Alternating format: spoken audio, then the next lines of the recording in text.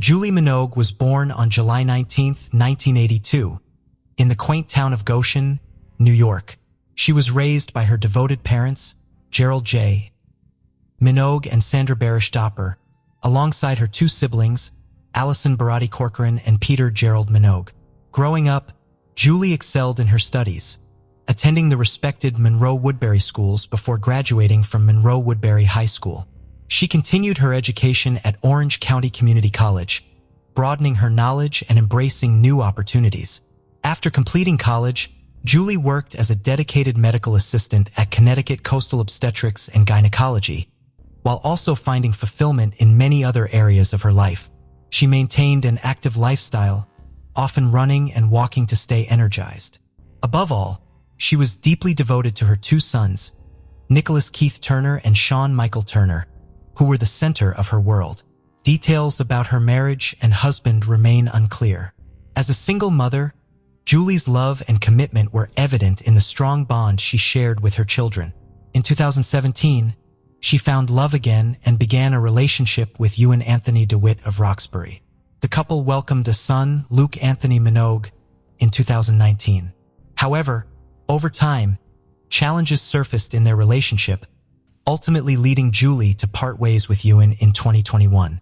She relocated with her sons to a condominium on Salem Walk in Milford, keeping their well-being at the forefront of her life. By 2022, her eldest son, Nicholas, was 21 and had honorably served in the Coast Guard. Sean, 17 at the time, was a spirited high school senior, thriving both personally and academically. Her youngest son, Luke, whom she shared with Euan, was 3 years old and brought constant joy to their home. At 40, Julie appeared to be building a stable and fulfilling life with her 3 boys. But tragedy was imminent. Late on the night of December 6, 2022, 17-year-old Nicholas Minogue was jolted awake by piercing screams. At first, he stirred but did not fully wake, brushing off the sound as distant noise from the neighborhood. But the screams intensified, becoming sharper and more desperate, and Nicholas quickly realized something was terribly wrong. Fearing for his mother's safety, he rushed downstairs. In the dim light, he was confronted with a horrifying sight. A man holding an axe and his mother lying on the floor, covered in blood. Amid the chaos, Nicholas heard the chilling words, "You didn't believe me?" echoing around him. Overcome with fear, he sprinted back upstairs and locked himself in a room, desperate to protect himself. He immediately called 911, frantically describing the terrifying scene he had just witnessed. To further secure the door, he pushed a heavy chair against it, creating a makeshift barricade. With his heart racing, he pushed open his window and cried out for help. Police arrived within minutes and made their way inside, but overwhelmed by fear, the teenager jumped from the window. As he landed, he heard officers from the Milford Police Department shouting, and he realized it was law enforcement, not the intruder. Authorities soon located the shaken teen and brought him to safety. Inside the home, officers made a heartbreaking discovery. In the kitchen, Julie Minogue was found lying in a pool of blood. She had suffered multiple deep wounds to her face and skull. Nearby, officers noticed a large axe resting on the stove, grim evidence of the brutal attack. In the living room, 3-year-old Luke sat motionless on the couch, stunned and silent. He neither cried nor spoke, appearing completely frozen in shock. An officer remained with him, offering reassurance and comfort until more personnel arrived. After the tragedy, Julie's body was transported to the Connecticut office of the Chief Medical Examiner for a detailed examination. The autopsy later concluded that she died from multiple chop wounds and blunt force injuries to her head, torso, and limbs.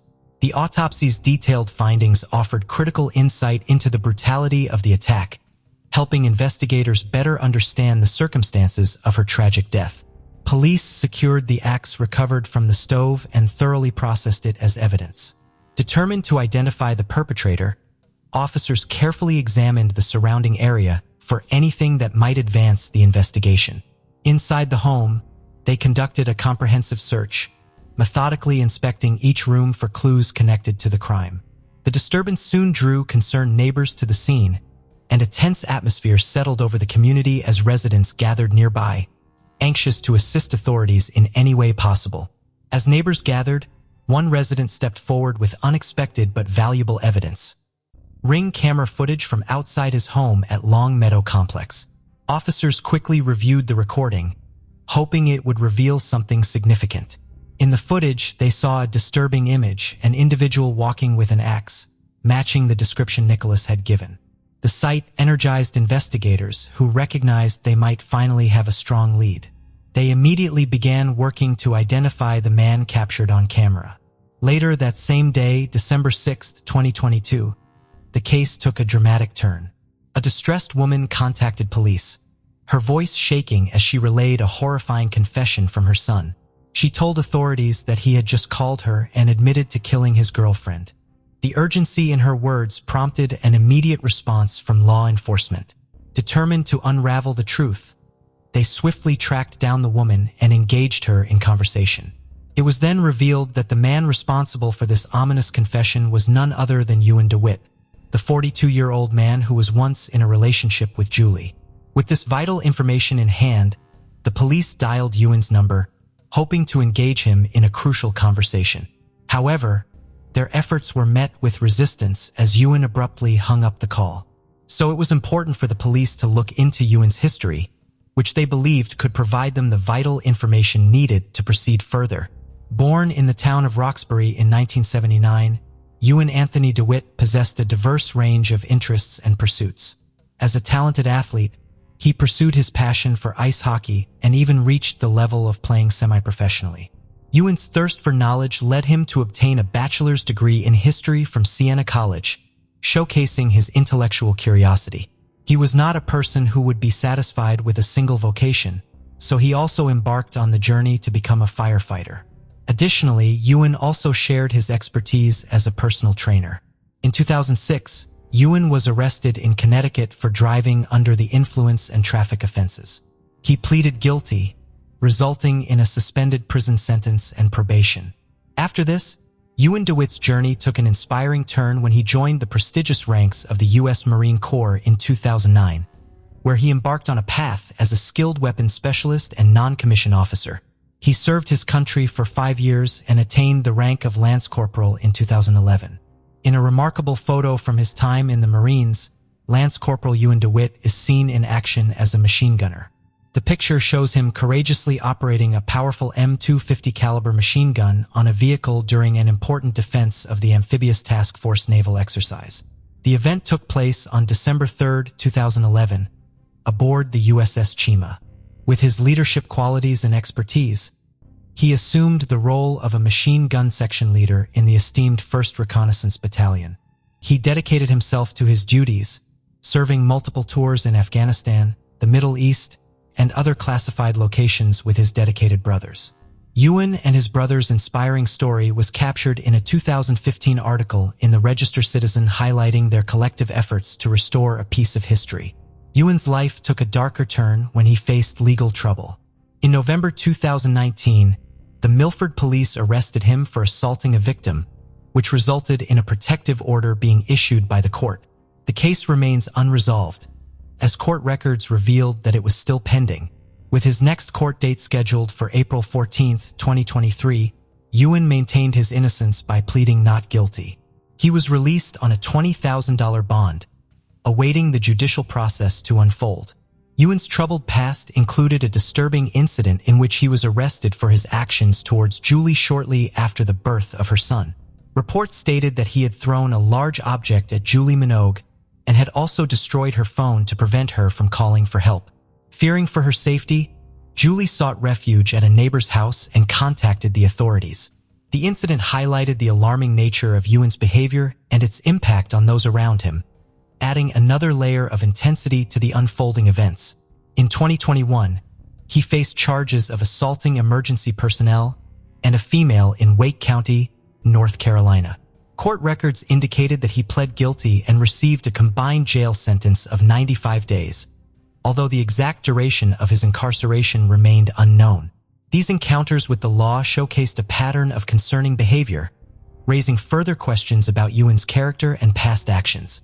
Behind Euan's troubled history, a darker pattern of violence emerged, specifically targeting Julie Minogue. Several protective orders were filed against Euan due to previous instances of domestic violence. These orders were issued in November 2019 and January 2021 and were put in place to safeguard not only Julie, but also the children who were present during those incidents. One such incident involved Euan being intoxicated and engaging in a heated argument with Julie. According to a statement provided by the victim's son, Euan had thrown a playpen at Julie's head, which resulted in a distressing injury. While Euan was in rehabilitation, Julie took steps to file a restraining order, seeking protection from his harmful actions. Despite this, Euan was granted visitation rights, which left a lingering sense of unease and concern about the safety of those involved. In addition to their troubled relationship, Julie and Euan Dwit found themselves entangled in family court cases beginning in 2021. It all began when Julie filed a petition for child support for their son Luke in August 2021. In October 2021, a judge ruled in her favor and ordered Euan to provide financial support. As tensions continued to escalate, Euan took Julie to court in December 2021, seeking resolution regarding visitation rights. The court intervened and granted supervised visitation for Euan in April 2022, with a scheduled hearing in April 2023 to further address the matter. These legal battles shed light on the complexities and challenges faced by Julie and Euan as they navigated their post-relationship dynamics. As the investigation progressed, new details were revealed that on November 14, 2022, just 3 weeks before her death, Julie took a decisive step by visiting the Milford Police Department to file a complaint against Euan.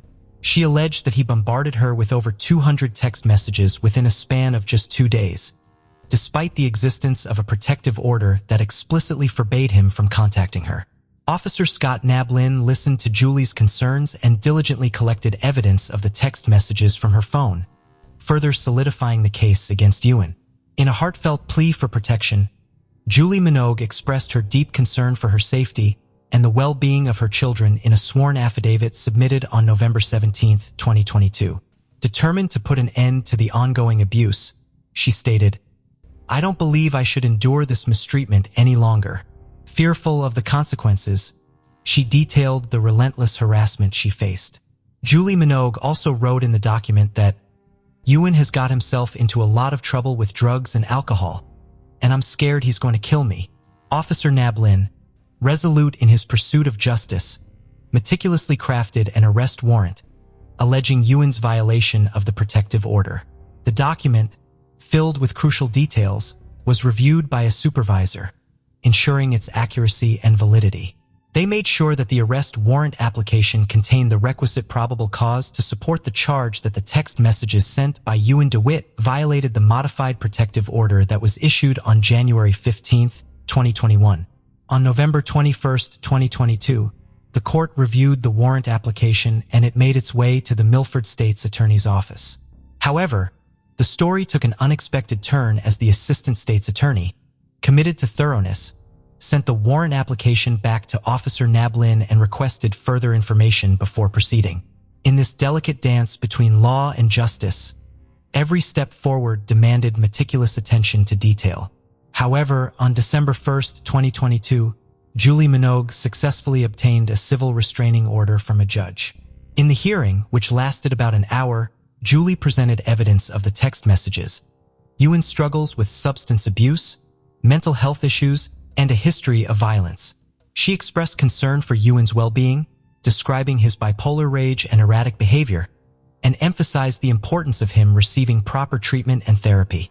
Julie firmly believed that Euan should not be allowed around anyone until he had received the necessary help and support. Recognizing the imminent danger she faced, a no-contact restraining order was swiftly issued on December 1, 2022, providing a legal shield against any further interaction with Euan. This order took a darker turn when, 5 days later, Euan killed Julie with an axe in her condo. Now, all the evidence indicated that Euan was the main focus of the investigation, and the search for him intensified as the police tirelessly canvassed the area around the Salem Walk condominium, leaving no stone unturned. Their efforts led them to a dive bar on Ocean Avenue in West Haven, where they sought the assistance of the local community. They approached patrons, informing them about the ongoing investigation and urging them to notify the authorities if they spotted Euan Dwit. It was during this concerted effort that two observant individuals caught sight of a person who matched the suspect's description. Eager to aid the investigation, they immediately flagged down the police, providing crucial information about the suspect's whereabouts. Engaging with one of the witnesses, who preferred to remain anonymous, police learned that the individual had witnessed someone resembling the suspect wandering around the parking lot for a brief period. Eventually, the suspect entered a food truck located in the parking lot. Acting swiftly, the police converged on the scene. Without incident, they apprehended Euan Dwit on December 6, 2022, bringing him into custody and moving one step closer to uncovering the truth. The police initiated a rigorous interrogation of Euan in the early hours of December 6, 2022. Initially, Euan maintained a stoic silence, withholding vital information. However, after hours of intense questioning, a breakthrough occurred. Euan finally confessed to the gruesome act of taking Julie's life with an axe. He revealed that he had silently entered the house through the kitchen window, concealing himself in anticipation of his victim's arrival. When Julie eventually entered the kitchen, he launched an attack, wielding the axe with deadly intent. It was during this horrifying moment that Nicholas, Julie's son, descended the stairs and confronted the scene. Overwhelmed with fear, Euan fled, leaving the axe behind on the gas stove.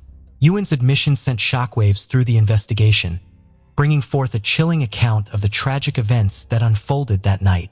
During Euan's initial court appearance in State Superior Court in Milford on December 7, 2022, Assistant State Attorney Alana Paul informed the judge about new developments in the case. She revealed that Euan had fully admitted to the incident, but even without that admission, she believed the evidence against him was substantial. Attorney Paul highlighted the presence of surveillance footage and the testimony of Julie's son, who had observed part of the incident. Given the seriousness of the case, Paul argued that a significant bond was necessary. Emphasizing the gravity of the situation, Judge Arden Groggins set his bond at $5 million. The judge expressed concerns about Euan's history of disregarding court orders and emphasized the importance of public safety. In light of the circumstances, Euan was placed on suicide watch with a hearing scheduled for December 14, 2022 to further address the case. Finally, it was the day of the final decision. On December 14, 2022, in addition to the murder charge, Euan Dwit faced multiple other charges brought forth by the Milford police. These included criminal violation of a protective order, criminal violation of a restraining order, risk of injury to a minor, and reckless endangerment. By levying these charges, law enforcement sought to address the broader scope of Euan's alleged actions and their impact. A hearing was scheduled for Euan's pending criminal cases on April 6, 2023. He has yet to plead. Prosecutors stated that Euan already confessed to the murder of Julie Minogue. However, no further information has been released by the police about the hearing. In the statement, the family expressed their determination to take action and ensure that those who neglected their responsibilities are held accountable. They also expressed their hope that this case would serve as a catalyst for improved protections for individuals facing domestic violence and abuse. With their unwavering commitment, the family aims to bring about positive changes and prevent such tragic incidents from occurring in the future. This case involved a combination of diligent efforts by law enforcement and the heinous acts of a killer who killed his ex-girlfriend in a rage of anger. On July 8, 1987, the haunting words, "Murder on Elm Street, Carlsbad," shattering its peace. The mystery around 38-year-old Donna Sue Hyatt's murder and her nameless killer left the detectives grappling in a desperate quest for answers. Each step in the investigation led to a web of confusion finally arriving at a dead end. Who could have committed such a heinous crime? Why secrets lay concealed within the seemingly peaceful facade of this suburban haven? Welcome back to Mysterious Hook, where we shed light on mysterious cases across the country.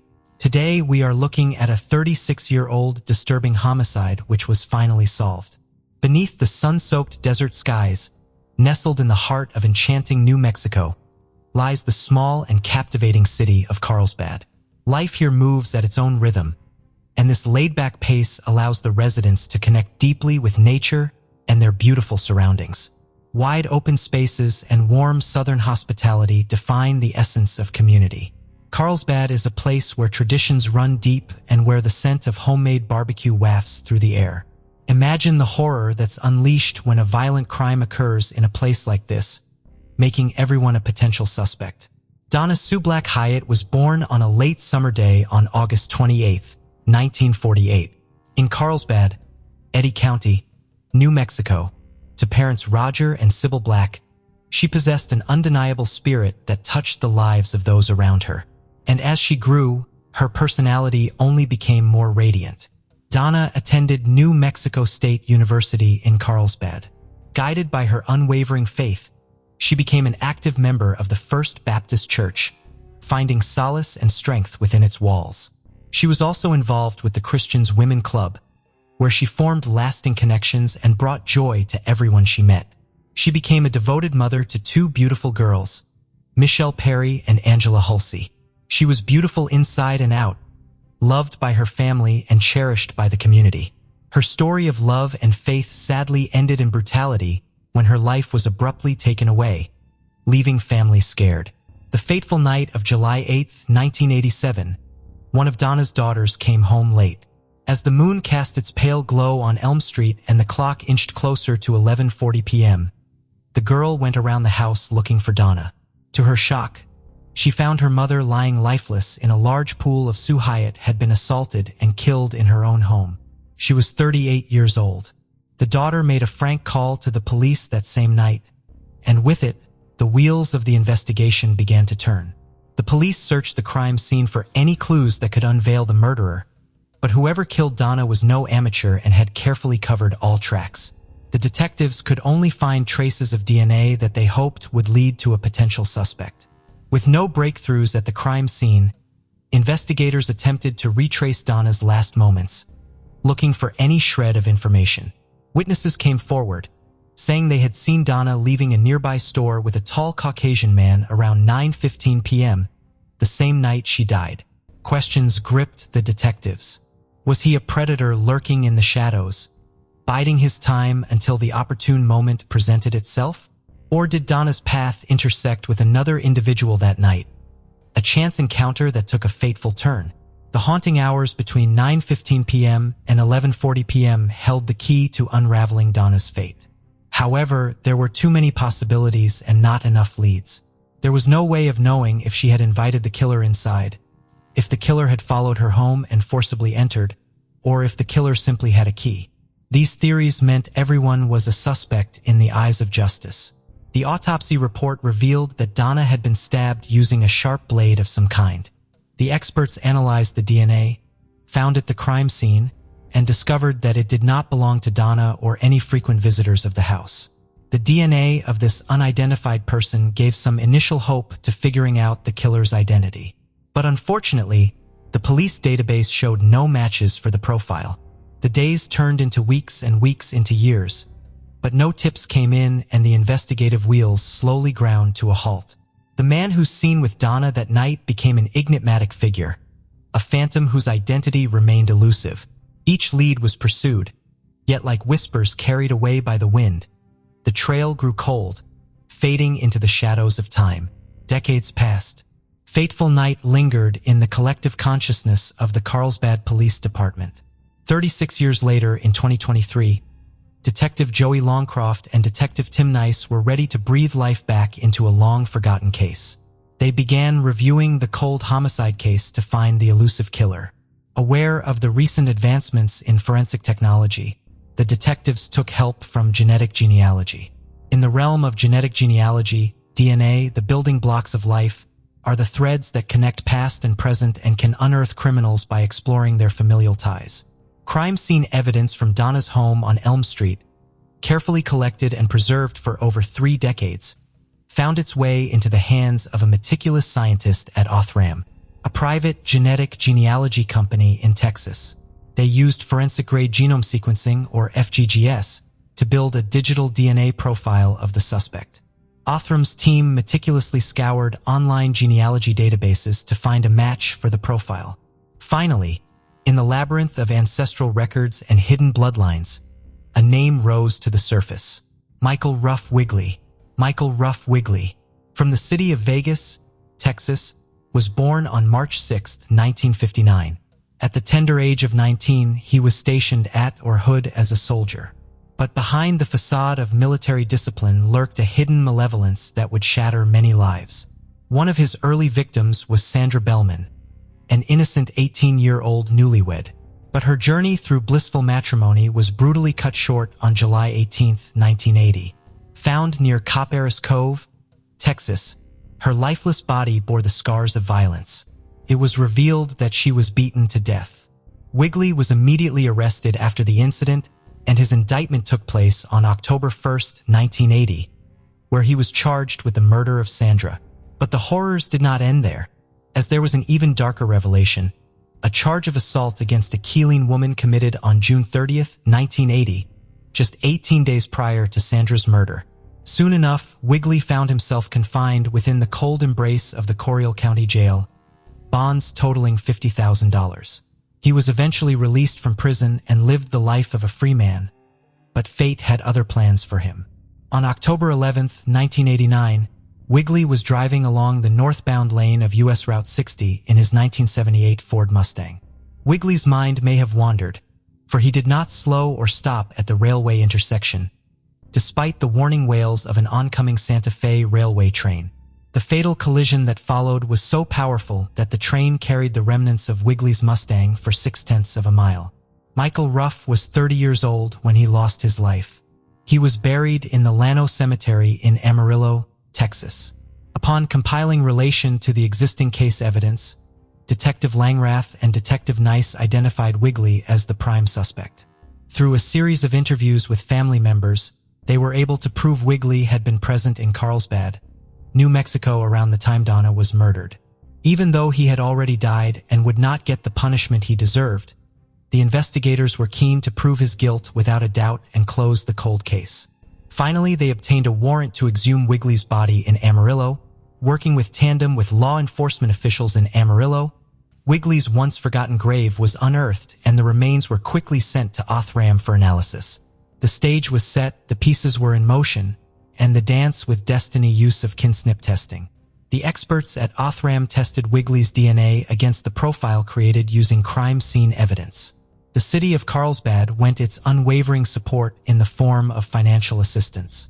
The results were generated on April 11, 2023. Unsurprisingly, his DNA held the undeniable markers that led him to the crime scene and proved his guilt. It was a perfect match.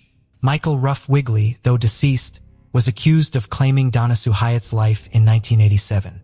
Detective Joey Landgraf and Tim Nice of the Carlsbad Police Department emerged as the unsung heroes who had tirelessly pieced together the fragments of a decades-old puzzle. Their unwavering commitment and foresight proved instrumental in finally bringing closure to a haunting chapter in the city's history. Carlsbad Mayor Dale Janway expressed heartfelt appreciation for the officers and detectives from 1987, who valiantly responded to the haunting scene that fateful night. Their role in preserving the crime scene's integrity and diligently collecting crucial evidence was the pivotal factor that allowed the case to finally be solved 36 years later. It is our sincere hope that the recent efforts and the efforts of those involved in 1987 can bring some small form of peace and closure to the family of Dena Hyatt and the community of Carlsbad, Janaway said. Tonnie Marie Baird was born in June 1993 to parents Dana Anderson and Casey Baird. Her parents would separate when she was 1, but remain cordial, with Casey talking to his daughter all the time and spending holidays with her. Her family said that Tonnie was a natural leader and someone that loved having a full social life. Her father remembered she had so many loyal and loving friends, it was like an entourage of people that just gravitated towards her. She lived in the city of Holiday, just on the outskirts of Salt Lake City, Utah. She enrolled at Salt Lake City Community College and was working as an accounting assistant. She was ambitious and had big dreams of being a famous singer and hoped to one day live in California by the beach. When Tonnie was 17 years old, she and a group of older friends were driving around and smoking marijuana in a car when a police officer pulled them over and searched the vehicle. The officer found more weed and drug paraphernalia in the back seat. One of her friends said Tonnie took the rap for everything, knowing that because her friends were older, they would have likely faced harsher consequences than her. She was charged with a Class B misdemeanor possession of a controlled substance. Her father Casey was concerned, having had his own experience with substance abuse, and decided to seek out his daughter's probation officer. He requested that she be given random drug tests, but the probation officer said he could not order this, and the issue was subsequently referred to the juvenile court. Tonnie was taken into the Division of Child and Family Services custody and placed in foster care with her aunt. After this, she was put into a youth treatment center for 90 days, where she would meet Victoria Mendoza. Victoria had had a lot of troubles in her life. She had lost her father to suicide when she was just 10 years old, and would offer and run away from home and skip school. She was frequently in and out of youth centers and facilities for various reasons. As well as losing her father, her mother was now terminally ill with cancer, and she and Victoria were living on next to no money in a one-bedroom apartment in Ogden. Dena said her daughter was in a very vulnerable place when the pair met. This was not Victoria's first time in a juvenile facility, and as this was Tonnie's, Tonnie felt very drawn to Victoria, feeling protected by her. Family and friends said it was very much a case of opposites attract. Victoria was a lot quieter and could get jealous easily, and as Tonnie was described as more playful and flirty, this often caused friction between the pair. One thing they did have in common, though, was a love of music, both often writing lyrics and songs for each other. What had started as a friendship soon blossomed into a romance, and the pair were inseparable. Tonnie was released from the facility after her 90-day stint was up, and a month later, Victoria was let out too. Victoria and her dad Casey went to pick Victoria up, and Casey recalled that the second he saw Victoria, he was confused at how opposite the pair were, and said his gut instinct left him feeling a little wary of his daughter's new love interest. He said that although there was something about Victoria that made him feel uneasy, he knew it meant a lot to his daughter, and he accepted the relationship. Dena welcomed Victoria into the home too, and everyone embraced the new couple. Her best friend Lacey said that Victoria was quite rough around the edges, but it was clear that they had a really strong connection and were very in sync. They would frequently post on social media showing a couple very much in love.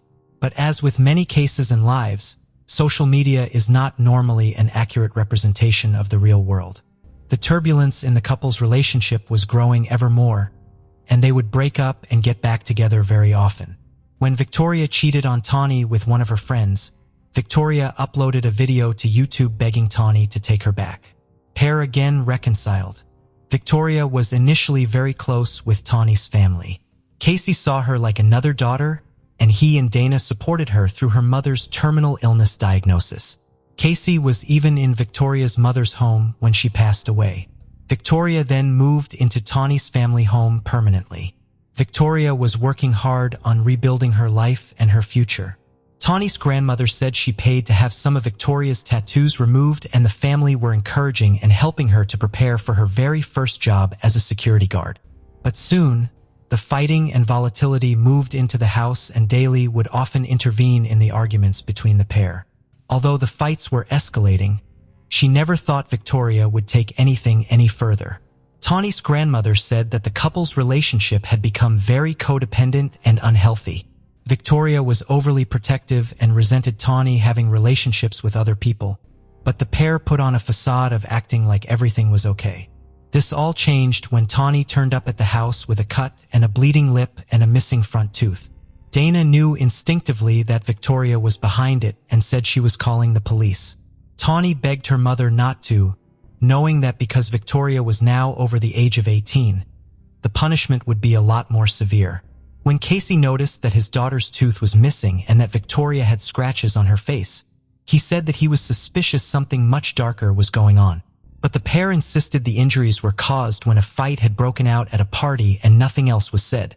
Her grandmother stated, "Victoria knew how to manipulate all of us. She knew what to say." After Tonnie had her tooth knocked out by Victoria, her best friend Lacey felt sure that would be the turning point that made her walk away, but she acted like nothing had happened and the pair continued on. By 2014, Tonnie and Victoria had now been together for 5 years and would often travel to Ogden to visit relatives. And on October 17, 2014, they did exactly that. During the night out, the couple had yet another altercation. Victoria spent a lot of the night in the bathroom before returning and demanding they both leave. The evening subsequently came to an abrupt end. Victoria, Tonnie, and Lacey all got into the car and set off home.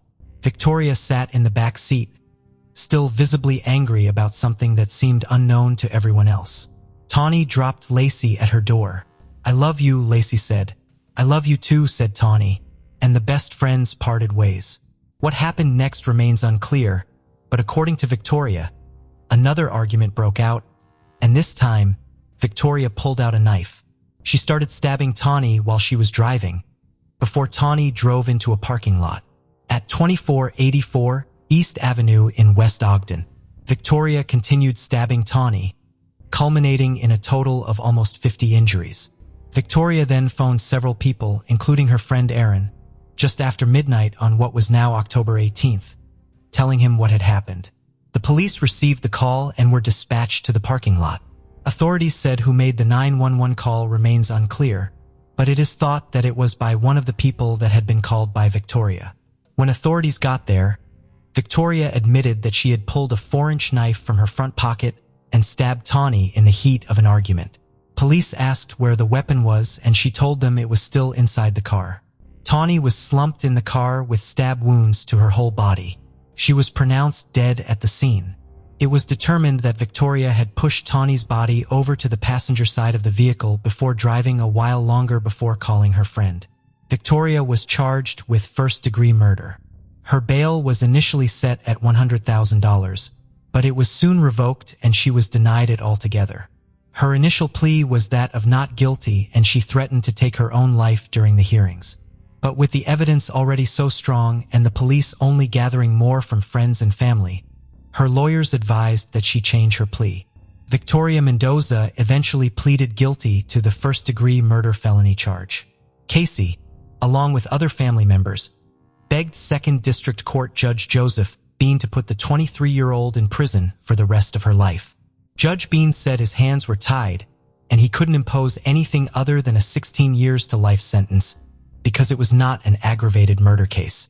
The Board of Pardons determined that Victoria will not get the opportunity for a parole hearing until after she has served almost 24 years in the Utah State Prison. This will be dependent on several assessments and psychological evaluations. While in prison, Victoria started a TikTok account and a YouTube channel, despite this being a violation of the Utah Department of Corrections visitation policy. In a statement, a spokesperson said no one was aware of these recordings and the matter is being addressed and is currently under investigation. 99% of her domestic abuse I did not know about. I still carry so much guilt. Things I wish I'd known and things I wish I could have done. I believe she would still be here today had I truly understood all that was going on. On September 29, 2006, in St. Patrick's Church in Glasgow, United Kingdom, detectives discovered the body of a young woman. Little did they know, this crime was just the tip of the iceberg. Their investigation led them to one of the ruthless serial offenders in the country. Peter Tobin was born on August 27, 1946, in Johnstone, Scotland. He was the youngest of 8 children in the family of Marjorie and Daniel Tobin. Early on, Peter exhibited a difficult character, prompting his parents to send him to a boarding school in 1953 when he was just 7 years old. However, this seemingly did not yield much benefit. Later on, he was sent to a correctional institution. After completing this period, Peter moved to Brighton, England. There he started a relationship with Margaret Mount, a 17-year-old typist who found his personality irresistible. In August 1969, they got married. However, Peter soon revealed his cruel and controlling nature. Besides that, he was involved in criminal activities and was convicted and imprisoned for theft and forgery a year later. This led Margaret to divorce him in 1973. In the same year, Peter married Sylvia Jeffrey, a local nurse who also fell for his charm. That year they had their first son and named him Ian. Tragically, their daughter, Claire, died shortly after birth in 1974. Grieving over their lost child and suffering from Peter's abusive treatment led Sylvia to leave in 1976 with their young son.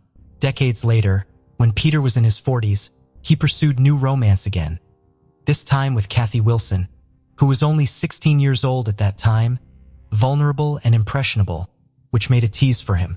Together, they had a son named Daniel, the couple's only child. They married in 1989 and moved to Scotland. Proved challenging. Kathy couldn't go outside freely due to her husband's control over every aspect of her life. His violent behavior continued, reaching significant levels. Consequently, isolation exacerbated her living conditions. The young woman mustered the courage and chose to flee with her son in the late 1990s. It's uncertain if Kathy's departure triggered the worst aspects of the man's character to emerge. However, from this moment on, Peter unleashed a terrible side of himself upon the world, ready to cause much harm. Unfortunately, his path intersected with that of a lovely girl named Vicki Hamilton. Vicki was born in Scotland in 1976. She was the second child of Michael and Janet Hamilton, a married couple who had previously welcomed their firstborn daughter Sharon. Later, Lindsay joined the family. Nevertheless, serious disagreements between the spouses led to divorce being the most appropriate decision. Vicki, Lee and Lindsay stayed under their mother's care and moved to South London. The eldest daughter, Sharon, remained in Bathgate, BTHG, but this distance didn't hinder Vicki and Sharon from maintaining their close relationship. When Vicki turned 15, Sharon saw it as a good opportunity for her sister to take a step towards independence, a desire many teenagers have. After traveling alone by bus to Scotland for a weekend visit, Vicki was supposed to return home to her mother's house. It marked her first solo trip by bus. Sharon viewed it as a small yet significant adventure. On Saturday, February 9th, 1991, the sisters went shopping and engaged in continuous conversation. Sunday was typical, except that Vicki felt apprehensive about her return trip. The evening of February 10th was cold and snowy. Vicki ensured she had enough money for the fare and reviewed the bus route one last time with her sister before they hugged each other tightly.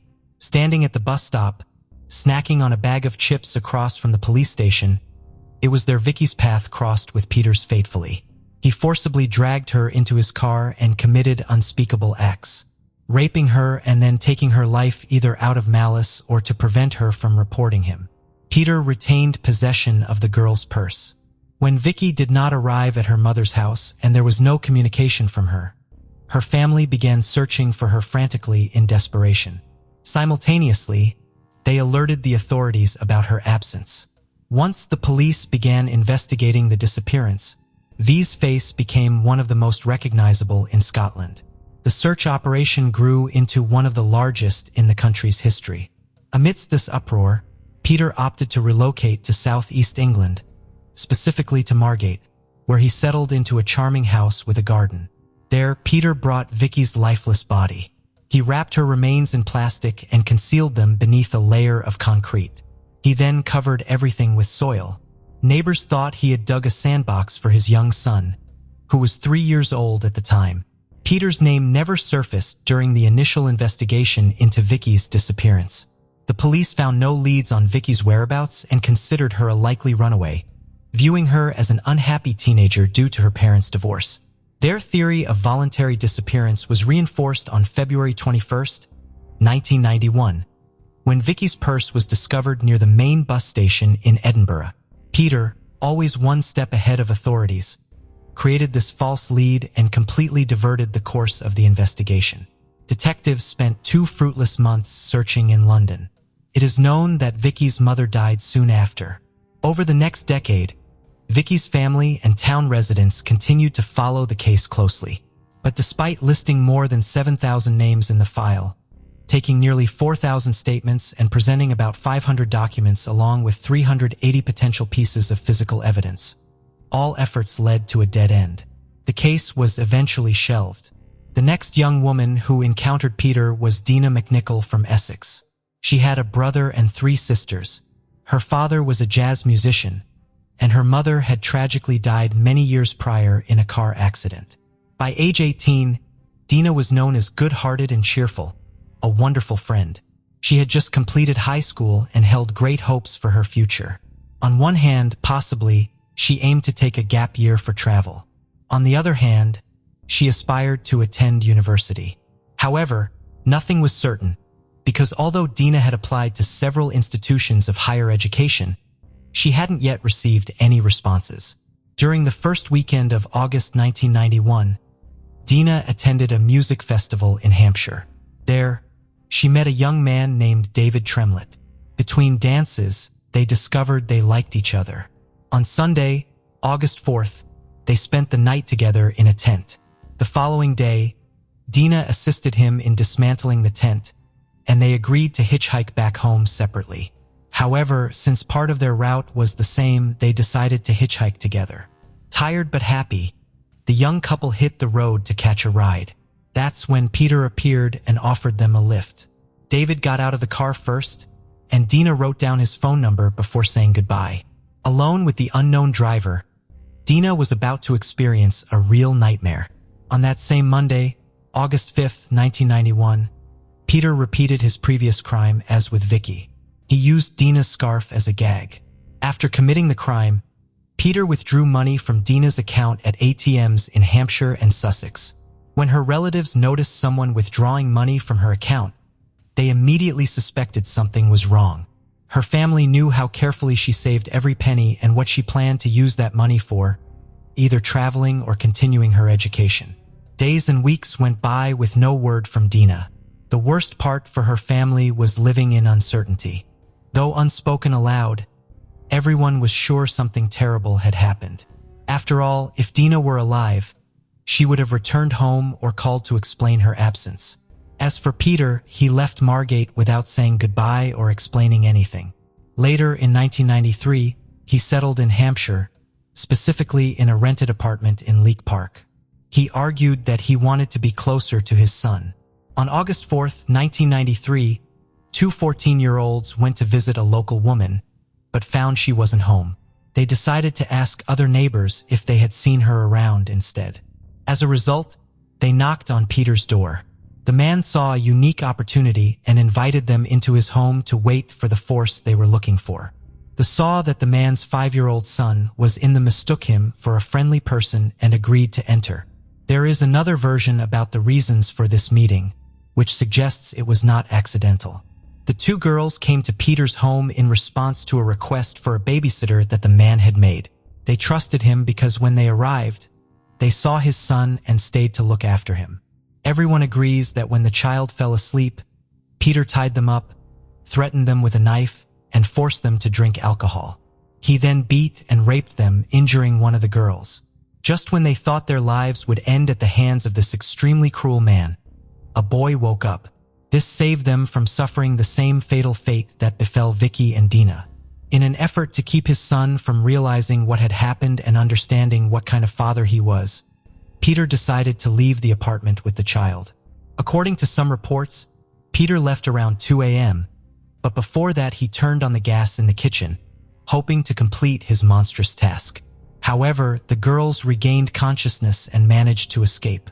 They went to the police and reported all the abuses committed by Peter, whom they described in detail.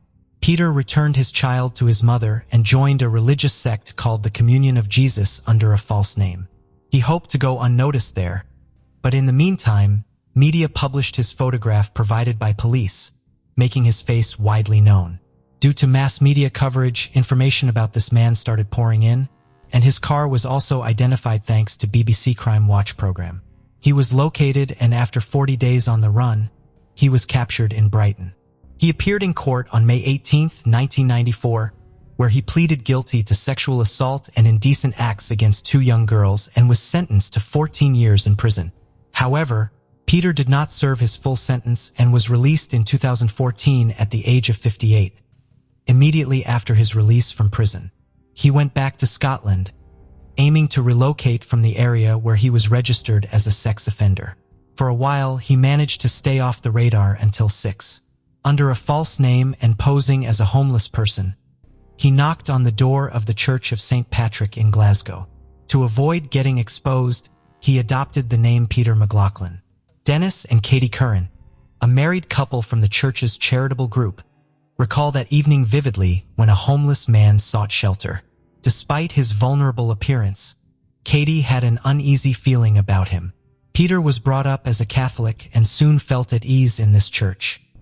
His apparent begging served as an effective disguise because it only aroused sympathy from parishioners, with few paying much attention to him. Consequently, he roamed freely around the church, an ideal hiding place for him. However, his predatory instincts stayed intact. Being in a sacred place held no significance for him. Calculating every move meticulously, Peter displayed eagerness to assist in church repairs. After about 6 or 7 weeks, he asked the priest if he could join the maintenance staff. At that time, people facing financial difficulties often sought refuge in churches. It was through such circumstances that Angelica Kluk crossed paths with Peter. Angelica was a 23-year-old woman from Poland who came to Scotland during the summer of 2006. She wanted to spend her summer break working to earn money and fund her language studies back home. She lived at the parish house of St. Patrick's Church, where she also worked as a cleaner. Peter took an immediate liking to her and somehow convinced her to help him with various tasks occasionally. On Sunday, September 24, 2006, Angelica spent several hours assisting him in painting a shed. Some parishioners noticed them together before Peter attacked her at the back of the chapel. Leica Brown, 47, and her husband Andrew, 46, who lived in a multi-story house overlooking the church, heard a woman scream through their open windows. In her statement afterward, Leica described it as a brief scream that sounded like someone being forcibly restrained. It was so eerie that it compelled her to get up from the couch and approach the window, but she saw nothing. The scream heard by the Browns coincided with the moment when Peter caught the young girl off guard as she stood her back to him. He struck her forcefully and dragged her to the back of the chapel, where he continued to beat her. After she lost consciousness, he raped her and then inflicted several knife wounds. He hid the body in the basement under the floor near the confessional. At this point, Angelica was still alive. Several hours passed, and parishioners began to notice that the young girl was missing. That's when Dennis informed his wife, Katie, about Angelica's unusual disappearance. The police quickly initiated an investigation and started interviewing members of the community one by one. During these interviews, it came to light that Peter was the last person seen with Angelica, albeit disguised as Pete, a homeless laborer. Eventually, he became the prime suspect. Officers went to question him, found no evidence linking him directly to Angelica's disappearance, so they continued their investigation. Aware that it was only a matter of time before they discovered the body and traced everything back to him, Peter fled to London. By this time, Detective David Swindle had joined the investigation. He soon began to suspect that this case wasn't merely a disappearance. Based on their findings and collected testimonies, Detective Swindle believed it was unlikely Angelica would be found alive. Finally, on September 29, 2006, authorities discovered her body in the chapel. This news shocked British society due to both the nature of the crime and the location chosen by the perpetrator for hiding the body. Examining the girl's injuries led Detective David to suspect that this wasn't Peter's first crime. However, he didn't yet know how horrific and dangerous this individual turned out to be. Further revelations were inevitable. DNA found at the crime scene and on Angelica matched data in the United Kingdom's National Criminal Intelligence Database. That's when they learned exactly who they were dealing with. A man whose actions indicated deep-seated brutality and criminal sophistication. The individual they were looking for turned out to be Peter Tobin, whose fingerprints had been discovered at the crime scene. Consequently, the first step for the authorities was to publish his photograph in the media. His image was distributed nationwide, and the Scottish police reached out to the Metropolitan Police, initiating a search across the United Kingdom. Meanwhile, in London, Peter attempted to conceal himself by going to a hospital and pretending he had heart problems. He claimed he had chest pain and weakness on the left side of his body. Identifying himself as a plumber named James Kelly, he was examined by Dr. Nick Lasso. However, something about his demeanor and behavior raised concerns for the doctor. Initially avoiding eye contact, a behavior atypical of most patients, Peter became suspicious when tests failed to reveal any clear physical cause for his alleged pain. The doctor's suspicions were confirmed by a nurse who recognized Peter from a photograph that had been circulating in the media. As a result, both the nurse and doctor contacted the police. This phone call significantly altered the course of the investigation. On September 30th, police officer Alan Murray was dispatched to the hospital in London. Peter was taken into a room so Alan could speak with him. Immediately following this encounter, Peter was arrested. Although initially only charged with violating the sex offender registry, this approach allowed officers time to build a criminal case against him. Under Detective David's leadership, evidence gathered led to Peter's trial for crimes against Angelica in late March 2007. Despite substantial evidence against him, Peter denied committing violent acts against her, claiming instead they engaged in consensual sexual activity. He also denied providing false information to police and hospital staff. After 6 weeks of legal proceedings characterized by lies and manipulations on Peter's part, the truth finally prevailed. He was found guilty and sentenced to life imprisonment, but with the possibility of parole after 21 years. Detective David and his team were convinced that there was more to Peter's story. While the trial was ongoing, detectives delved into Peter's life. They gathered additional evidence and compiled a dossier. This was done with the involvement of various law enforcement agencies across the country. To avoid harming or interfering with Angelica's case, they preferred to conduct their work confidentially. The joint police operation was known as Anagram. Part of their work involved connecting missing persons cases to places where Peter had been. During these investigations, they established 2 precise links, one in Bathgate and another in Margate. Several weeks later, a search was conducted in Peter's old house on the coast. They found a knife with DNA samples hidden in the attic. However, there was nothing else there. Then they went to the house where Peter lived in Margate. There, it became clear they were dealing with a serious criminal offender. Investigators dug up a sandbox in the garden of the house, one that Peter had made for his son. And shockingly enough, they found a female body there. But that wasn't all. When they continued searching at the same location, they found another body. A woman's handbag was also discovered at the scene, which the team preserved for DNA analysis. Forensic experts worked diligently to establish the identities of the 2 victims, determine their ages, and estimate their dates of death. They also analyzed traces from the handbag. These genetic traces were very strong, but initially yielded no matches in the National DNA Database. However, on June 1, 2007, there was a crucial breakthrough. The DNA matched Peter's fingerprint. This development proved monumental for investigators who deemed it necessary to move forward decisively in this direction by November.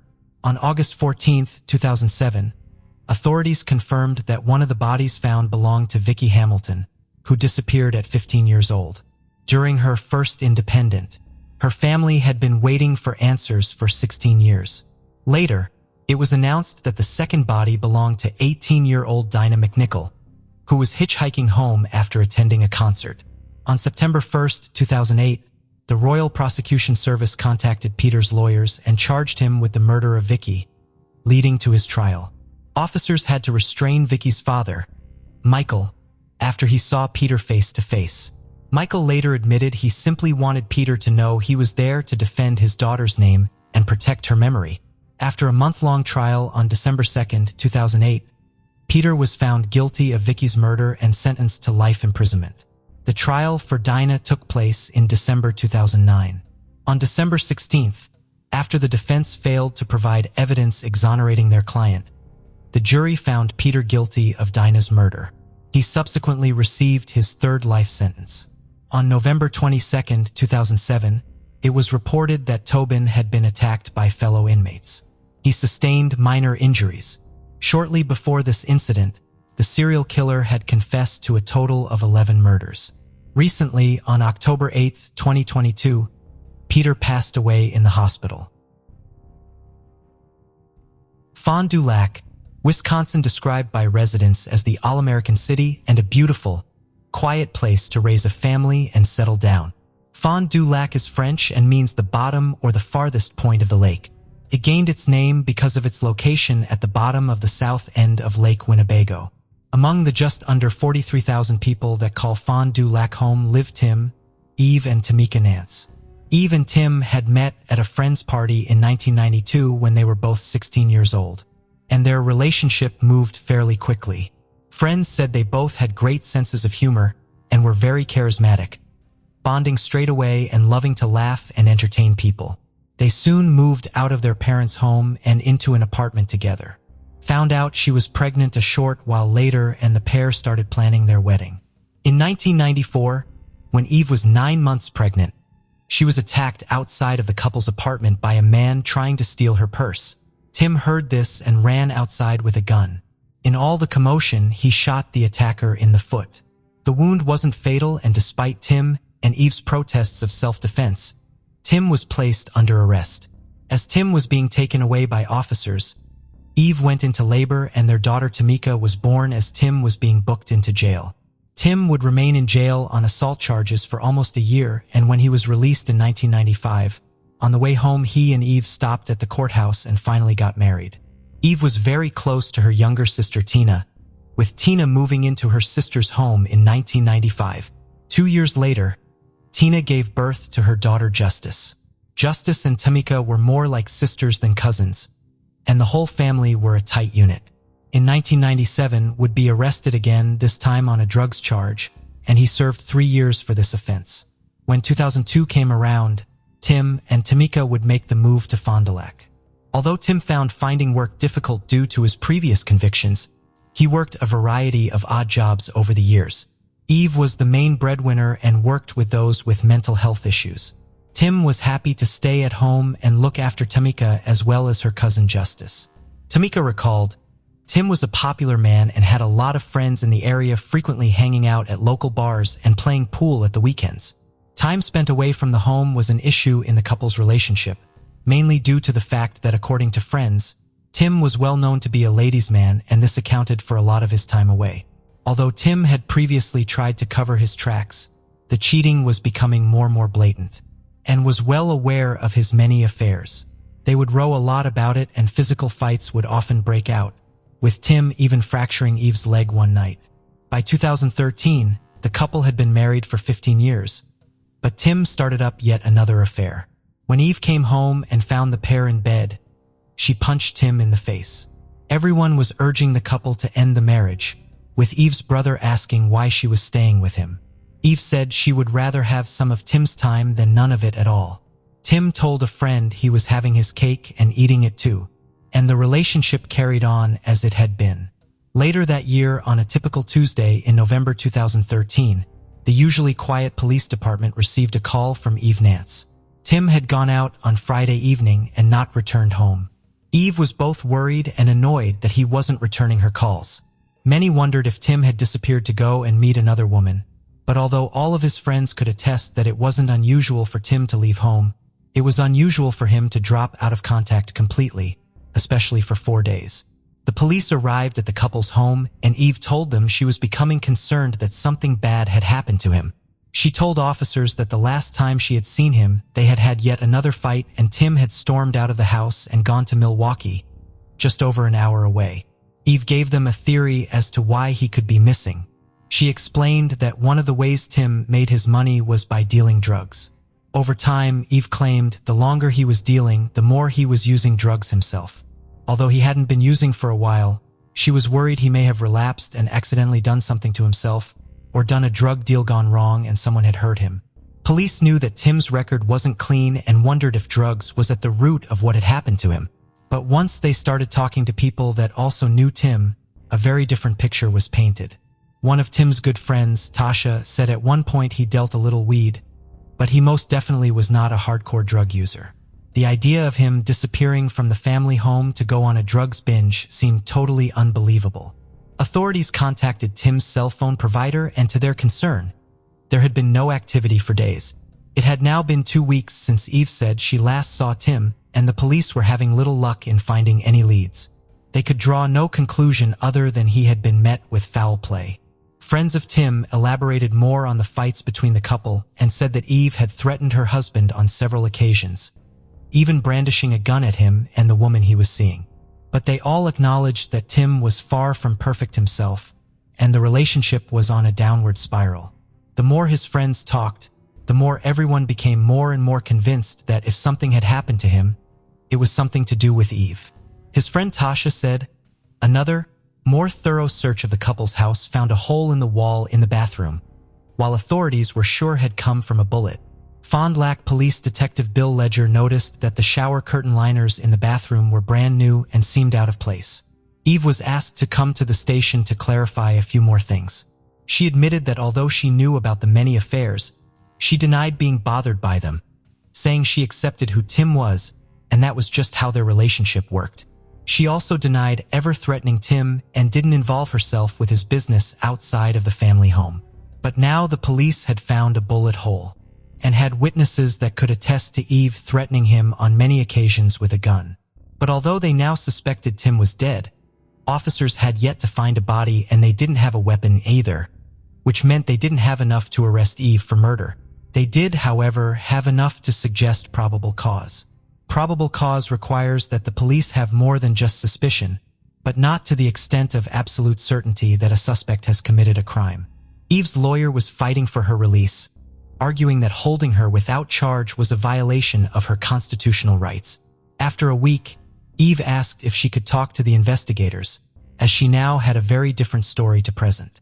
She told police that there had been an altercation at the house that night, and when she had tried to walk away by going into the bathroom, Tim had followed her. She said he was the one waving a gun around and started hitting her. In the process of her trying to get the gun away from him, the gun went off and Tim was shot twice in the chest, she claimed. The detectives asked why she didn't think to call 911, but Eve said she went blank, and instead of doing this, she took all his clothes off, wrapped him in plastic film from the windows and a shower curtain, put him in the car and drove away. She said she had tossed the gun and empty shell casings out of the window on Highway 41 en route to the woods, where she would ultimately leave Tim's body. Where Tim's phone ended up remains unknown. She gave the police a rough location as to where they could find Tim, and a search quickly got underway. That same evening on Thanksgiving Day, 2013, Tim Nance's body was finally found. He was naked, lying frozen in the snow in the fetal position, almost 50 miles away from his home. An autopsy later revealed that Tim had died as a result of 2 gunshot wounds to the head, not to the chest, and he had been shot sometime on November 1st. Police and prosecutors firmly believed that Tim was actually in the shower at the time he was shot and did not see the attack coming. The medical examiner testified that both shots could not have been fired at close range during a struggle, as Eve had said, and the placement of one of the bullet holes in the wall appeared to confirm this. During their investigation, police also obtained a video of Eve and her sister Tina buying supplies at a store at about 7:30 p.m. on the same day Tim was killed. Tina picked up shower curtain liners and curtain hooks. They argued that the curtain liners were replacements for the ones now covered in Tim's blood. Authorities believe that Tina had helped to conceal the crime. Phone records showed that Eve had called Tina 5 times just minutes after Tim's death.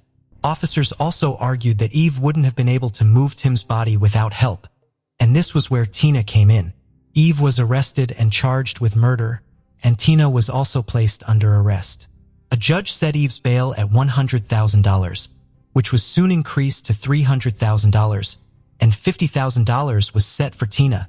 In January 2016, 39-year-old Eve Nance stood trial, and she pled not guilty. A big part of the prosecution's case was that Eve claimed that Tim was shot in the chest during a fight, but the medical examiner clearly showed that the 2 bullets had entered into Tim's head. The medical examiner also talked about the placement of the bullet hole, which they said showed inconsistencies in Eve's account. And according to the prosecution, the motive was simple: rage and revenge. After years of threatening with him, she had finally done it. They argued that Tim had been taking a shower, hence him being found without clothes on, and Eve had ambushed him and shot him without warning. The prosecution described it as an execution, but according to some experts put forward by the defense, was suffering from battered person syndrome. After years of infidelity and a volatile and violent relationship, this had pushed her to her limits. Although she had reacted in anger, it was also in self-defense, something which friends of Tim strenuously denied. Tim and Eve's daughter, Tamika, however, said that her father was always the aggressor and wanted things his own way all the time. Less than 2 weeks later, the jury had reached a verdict. They sided with the prosecution. Eve was found guilty of first-degree intentional homicide and hiding a corpse. The judge believed that some leniency should be given under the circumstances of everything that had been put forward. When it was her time to speak, Eve turned around to face her daughter Tamika and said, "I love you. Whatever happens here today, I love you very much." Several people spoke on Eve Nance's behalf, including Tamika, who said, "My mother is not a monster. She is a wonderful person. I miss my father. I can't lose her too." Eve told the judge that she had loved her husband since the first time she saw him, and she still loved him. She said she had no excuse for what she did. No one except the district attorney Eric Tonnie spoke on behalf of Tim. He said Tim was everyone's best friend and had turned his life around. In Tina Yule's case, she was found guilty of hiding a corpse as party to the crime, aiding a felon, and obstructing an officer. Fondue County Circuit Judge Peter Grimm ordered Tina spend 24 months in prison with the condition of probation for 5 years. If the conditions of probation were not met, would have to spend another 4 years in state prison and then have 5 years extended supervision. Eve and Tina both filed appeals against their decisions, but both appeals were denied. What happened on that day back in November 2013 can never be known for sure, but what is known is that a young girl essentially lost both of her parents in a terrible way. What actually happened, how it came to be, and the events leading to Tim dying in the bathroom that night remain unconfirmed. Stories of the couple's relationship is contradicted by friends and family of both Tim and Eve, but many of Tim's friends said they didn't want Eve get life in prison because they knew Tim wouldn't have wanted it, and said that had he survived the shooting, he would likely have forgiven her. Eve Nance will be in her 60s when she becomes eligible for parole. The case of Sylvia Marie Likens was born on January 3, 1949, in Lebanon, Indiana, USA, to carnival workers Lester Likens and his wife Betty Likens, formerly Grimes. She was the third of 5 children, with 2 older twins, Daniel and Diana, and 2 younger twins, Benny and Jenny. Sylvia's younger sister Jenny had polio, which left her with a significantly weakened leg, causing her to limp noticeably. She had to wear a steel brace on her leg to help her walk. Sylvia's parents had a tumultuous marriage, with constant moving and financial struggles. They worked at carnival booths throughout Indiana during the summer, selling candy, beer, and soft drinks. To help out, the Likens children would often travel with their parents, but Sylvia and Jenny frequently stayed with relatives, mostly their grandmother. This arrangement not only kept the young girls safe, but also allowed them to have a more stable education. From a young age, Sylvia took on various responsibilities, including babysitting, running errands for neighbors and friends, and completing household chores like ironing clothes. In doing so, she earned some money, which she used to buy things for herself and occasionally shared with her mom. Those who knew her described Sylvia as a friendly, confident, and charming girl. She had long, wavy, light brown hair that fell just below her shoulders, and her friends affectionately called her Cookie. Despite her vibrant personality, Sylvia was self-conscious about her smile due to a missing front tooth, which she lost during a childhood accident while playing with one of her brothers. Sylvia loved music, particularly the Beatles, and was very protective of her younger sister Jenny, who was shy and less secure. The sisters frequently visited a local skating rink where Sylvia would assist Jenny, holding her hand as Jenny relied heavily on her stronger leg. In June 1965, Sylvia and Jenny Likens were living with their parents in Indianapolis. The following month, their mother was arrested and jailed for theft. Shortly thereafter, their father arranged for his younger daughters to stay with Gertrude Bernese, a mother of 2 girls, Paula and Stephanie, whom the Likens sisters had met at Arsenal Technical High School. Gertrude promised their father that she would care for the girls as if they were her own until his return, which was expected to be just after the 4th of July celebrations. The Likens sisters, Sylvia and Jenny, moved into the Benici home at 3850 East New York Street. Their father, older brothers, and eventually their mother went on the road with a carnival on the East Coast. As part of the arrangement, Gertrude Bennessy would receive $20 a week to care for the sisters until their family returned in November. At first, things seemed normal at the household. Sylvia got along well with Stephanie, bonding over their shared love of popular music and helping with household chores. The Lycan sisters regularly attended Sunday school with the other Bennessy kids, and the pastor often commended Sylvia for her kindness and respect for sacred matters. However, when the payments for hosting the girls started coming in late, Gertrude's frustration mounted, and she began to mistreat them.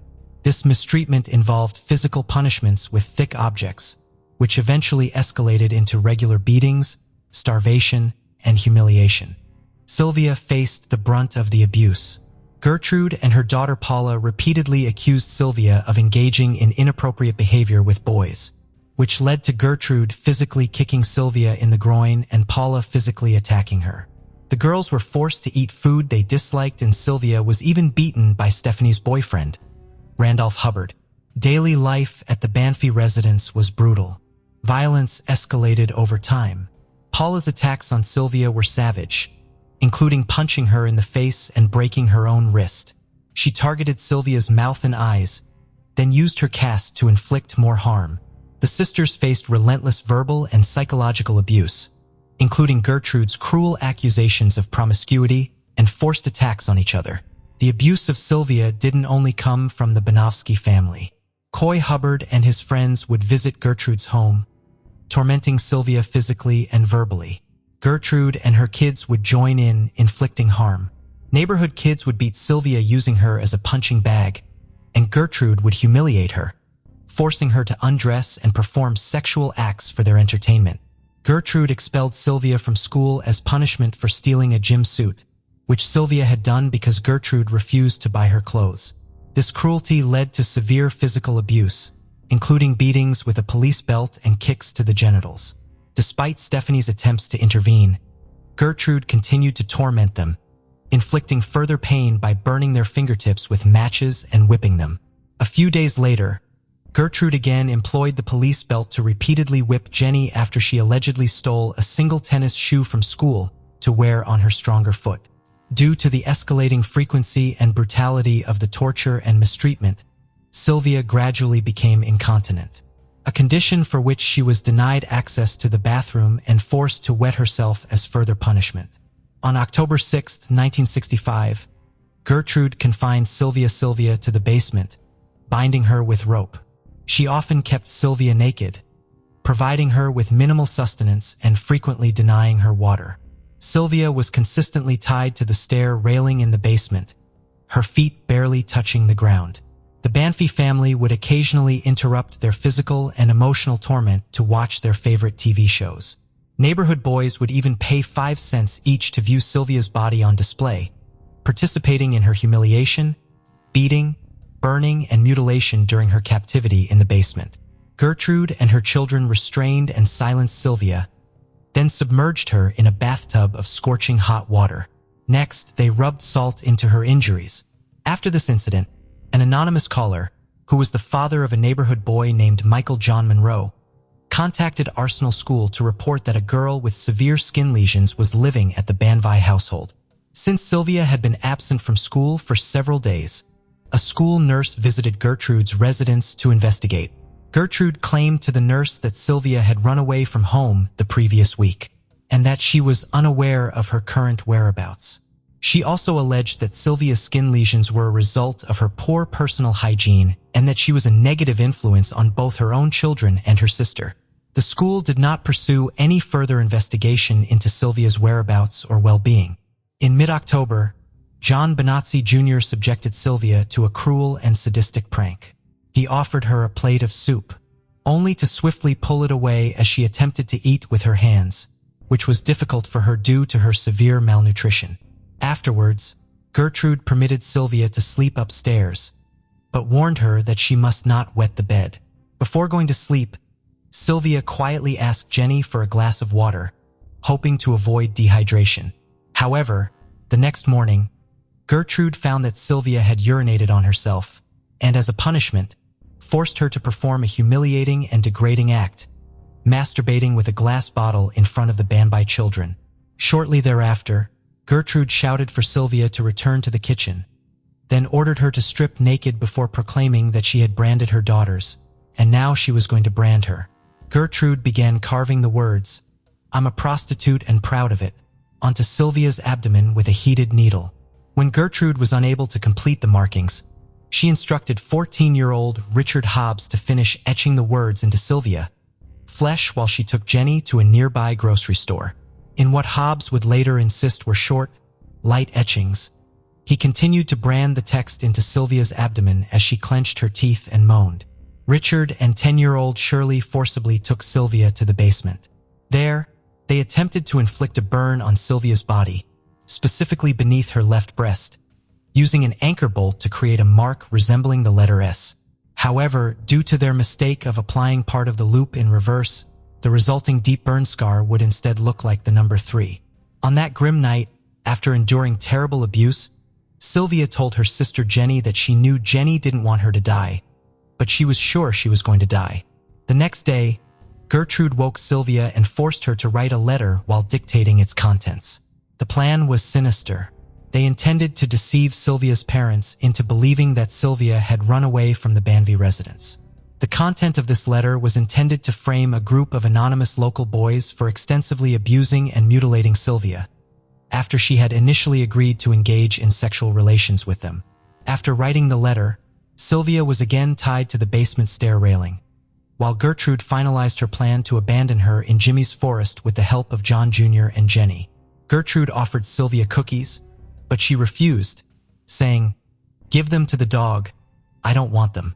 Enraged, Gertrude forced the cookies into Sylvia's mouth, and then she and John brutally beat her, targeting her stomach.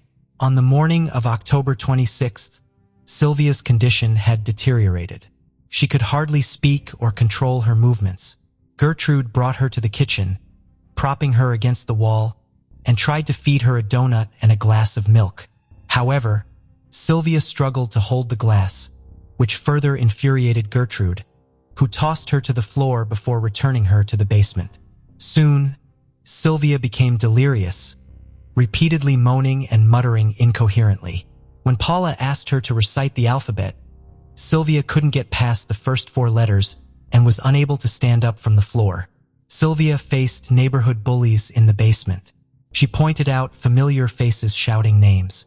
After a failed attempt to bite a rotten pear, Jenny reminded her she couldn't feel her teeth, having lost one at 7.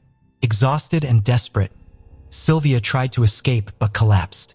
Gertrude punished her brutally, striking her head and knocking her out.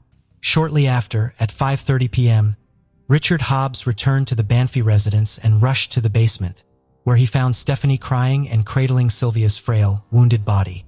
After their mother instructed Stephanie to clean Sylvia's body, she and Richard decided to give Sylvia a warm, soothing bath and dress her in fresh clothes. They laid her on a mattress in one of the bedrooms, where she whispered her final wish, for her father to be by her side or to be taken home. After suffering severe punishment and weakening from starvation, Sylvia finally succumbed to her injuries and died. When Stephanie realized Sylvia wasn't breathing, she attempted to perform mouth-to-mouth resuscitation, while Gertrude hysterically screamed at the children in the house that Sylvia was faking her own death. Initially, Gertrude struck Sylvia's lifeless body with a book, yelling at her that she was lying and pretending in a futile attempt to rouse her. Soon, overcome with panic, Gertrude instructed Richard Hobbs to call the authorities from a nearby payphone. When the police arrived at the address around 6:30 p.m., Gertrude escorted the officers to the bedroom, where she revealed Sylvia's brutally beaten and mutilated body lying on a dirty mattress. She then handed over the letter that Sylvia had been coerced into writing. Gertrude claimed to have cared for the young girl for over an hour before her death, applying antiseptic to her wounds in a futile attempt at first aid. According to Gertrude, Sylvia had run away from home with a group of teenagers, returning to her house that afternoon, bare-chested and clutching the note. Having declared to everyone in the house that Sylvia's death was meant to happen, Paula looked at Jenny and calmly said that if Jenny wanted to live with them, they would treat her like their own sister.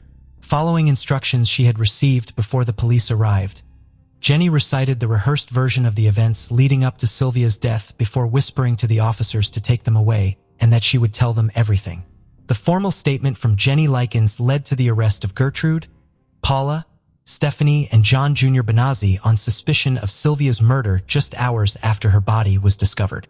That same day, Coy Hubbard and Richard Hobbs were also arrested and charged with the same crimes. The three older Benazzi children, along with Coy Hubbard, were placed in a nearby juvenile detention center, while the younger Benazzi children and Richard Hobbs were held at the Indianapolis Child Guardians Home, all detained without bail pending trial. Initially, Gertrude denied any involvement in Sylvia's death, but only a day into her detention, she confessed to knowing the children and acknowledged that her daughter Paula and Coy Hubbard had physically and emotionally abused Sylvia. Gertrude also admitted to forcing the girl to sleep in the basement on approximately 3 occasions when she had wet the bed. When an officer suggested that the probable reasons for Sylvia's incontinence were her mental distress and kidney injuries, Gertrude became evasive. Paula showed no remorse, signing a statement that admitted to repeatedly beating Sylvia. She also confessed to fracturing Sylvia's wrist and committing other brutal acts, including pushing her down the basement stairs 2 or 3 times. John Jr. confessed to whipping Sylvia once and frequently using his fist to abuse her, also admitting to burning her with matches on multiple occasions. The autopsy of Sylvia's body revealed over 150 separate injuries across her body, and she was severely emaciated at the time of her death. The injuries varied in location, nature, severity, and healing stage, including burns, severe bruises, and extensive damage to muscles and nerves. Her vaginal cavity was swollen and nearly closed, although an examination determined her hymen was still intact, debunking Gertrude's claims that Sylvia had been 3 months pregnant and the accusations of prostitution and promiscuity. The official cause of Sylvia Marie Likens' death was determined to be a subdural hematoma, resulting from a severe blow to the right side of her head. The doctor also noted that the shock she sustained, primarily due to prolonged and severe injury to her skin and subcutaneous tissue, as well as chronic malnutrition, contributed to her demise. By the time her body was discovered, rigor mortis had fully set in, suggesting that she may have been deceased for up to 8 hours prior to discovery. Interestingly, although the autopsy revealed that Sylvia had been recently bathed, possibly post-mortem, this action may have accelerated the loss of body temperature and subsequent onset of rigor mortis. In May 1966, Gertrude B. Sess, her children Paula and John, and 2 neighborhood youths, Coy Hubbard and Richard Hobbs, were tried and convicted of neglect, torture, and murder in relation to Sylvia's death. Following 8 hours of deliberation, the jury found Gertrude B. Sess guilty of first-degree murder, sentencing her to life imprisonment. However, she was paroled in 1985. Paula was convicted of second-degree murder and released in 1972. Hobbs, Hubbard, and John were found guilty of manslaughter, serving less than 2 years in the Indiana Reformatory before being granted parole on February 27, 1968. In Indiana, the brutal murder and torture of Sylvia Likens is considered the state's worst crime. A seasoned investigator from the Indiana Police Department with 35 years of experience described it as the most sadistic case he had ever encountered. Sylvia tragically lost her life on October 26th in Indianapolis, Indiana, USA. Her parents were expected to return for her and her sister in November, but unfortunately, Sylvia passed away before their arrival. Sylvia and her sister Jenny lived in fear of reporting the escalating abuse and neglect to family members or school authorities. They worried that speaking out would worsen their already desperate situation. Jenny, in particular, struggled to overcome the urge to inform family members, fearing that Gertrude would retaliate by subjecting her to the same torture and abuse as her sister. Additionally, Jenny faced harassment from neighborhood girls who ridiculed and occasionally beat her whenever she mentioned Sylvia's situation. The middle-aged Bessesi couple, along with other families in the neighborhood, had suspicions or had witnessed signs of the girls being mistreated, but they were too afraid to report it to the authorities. Consequently, no one intervened to stop the abuse the Sylvia sisters suffered, and tragically, no one was able to rescue them from their horrific ordeal in time. In the aftermath, all those responsible for her torture and murder received prison sentences, although some did not serve their full terms. However, they cannot escape the guilt and horror they inflicted, which will haunt them for the rest of their lives. Just before 3 p.m., 6-year-old Fay Marie Swatlick skipped off the school bus from Springdale Elementary School. She met her mother, Selena, and they walked the short distance back home, talking about their days. Fay was described as bright, funny, and lively, with bundles of energy. Selena called her magical little fairy that always wanted to play and have fun. Her mother said she loved everyone and everything, and always wanted people to be as happy as she was. Selena said her daughter was always the first one to give a compliment, even randomly to people she's never met before. We couldn't go anywhere without her stopping 3 or 4 different people to compliment them, be it their hair or if a color looked good on them, and she always wanted to make new friends. When they got home, had a small snack before she went out to play in the yard, something she did a lot, with neighbors confirming they often saw her. Selena was regularly checking outside and keeping an eye out, and nothing seemed out of the ordinary. A neighbor reported to having seen Fay running towards a shared fence with Napa Auto Parts sometime between 3:30 and 4 p.m. At around 3:45 p.m., Selena checked outside again. Her daughter Fay was gone. After running around to all the neighbors, making several calls and searching the area, she phoned 911 at 5 p.m. Minutes later, the police arrived at the house, and by 5:30 p.m., 50 responders would be on scene.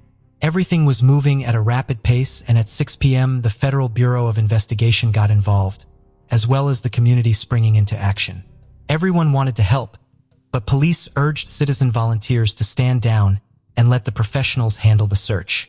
Chad Swatlick, Fay's father, was soon informed that she was missing, and FBI agents would soon be at his house to search it. But Fay wasn't there, and phone records would later confirm that Chad was at home at the time his daughter had gone missing. Officers had already started going door to door and asked neighbors with security cameras to contact them and turn in any footage. The FBI provided a helicopter, and K-9 officers were deployed as well.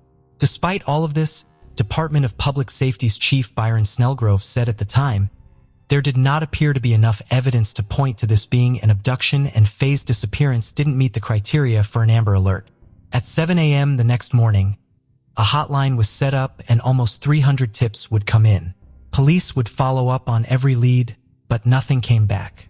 More than 250 officers and investigators from agencies across the country had now joined in the hunt for Fay. Roadblocks were set up around the Churchill Heights area, and every car coming in and out was searched. It had now been almost 24 hours since Selena had made the 911 call.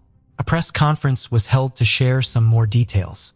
Authorities still didn't know if Fay had simply walked away from her home and become lost, or maybe injured, or if she'd been abducted.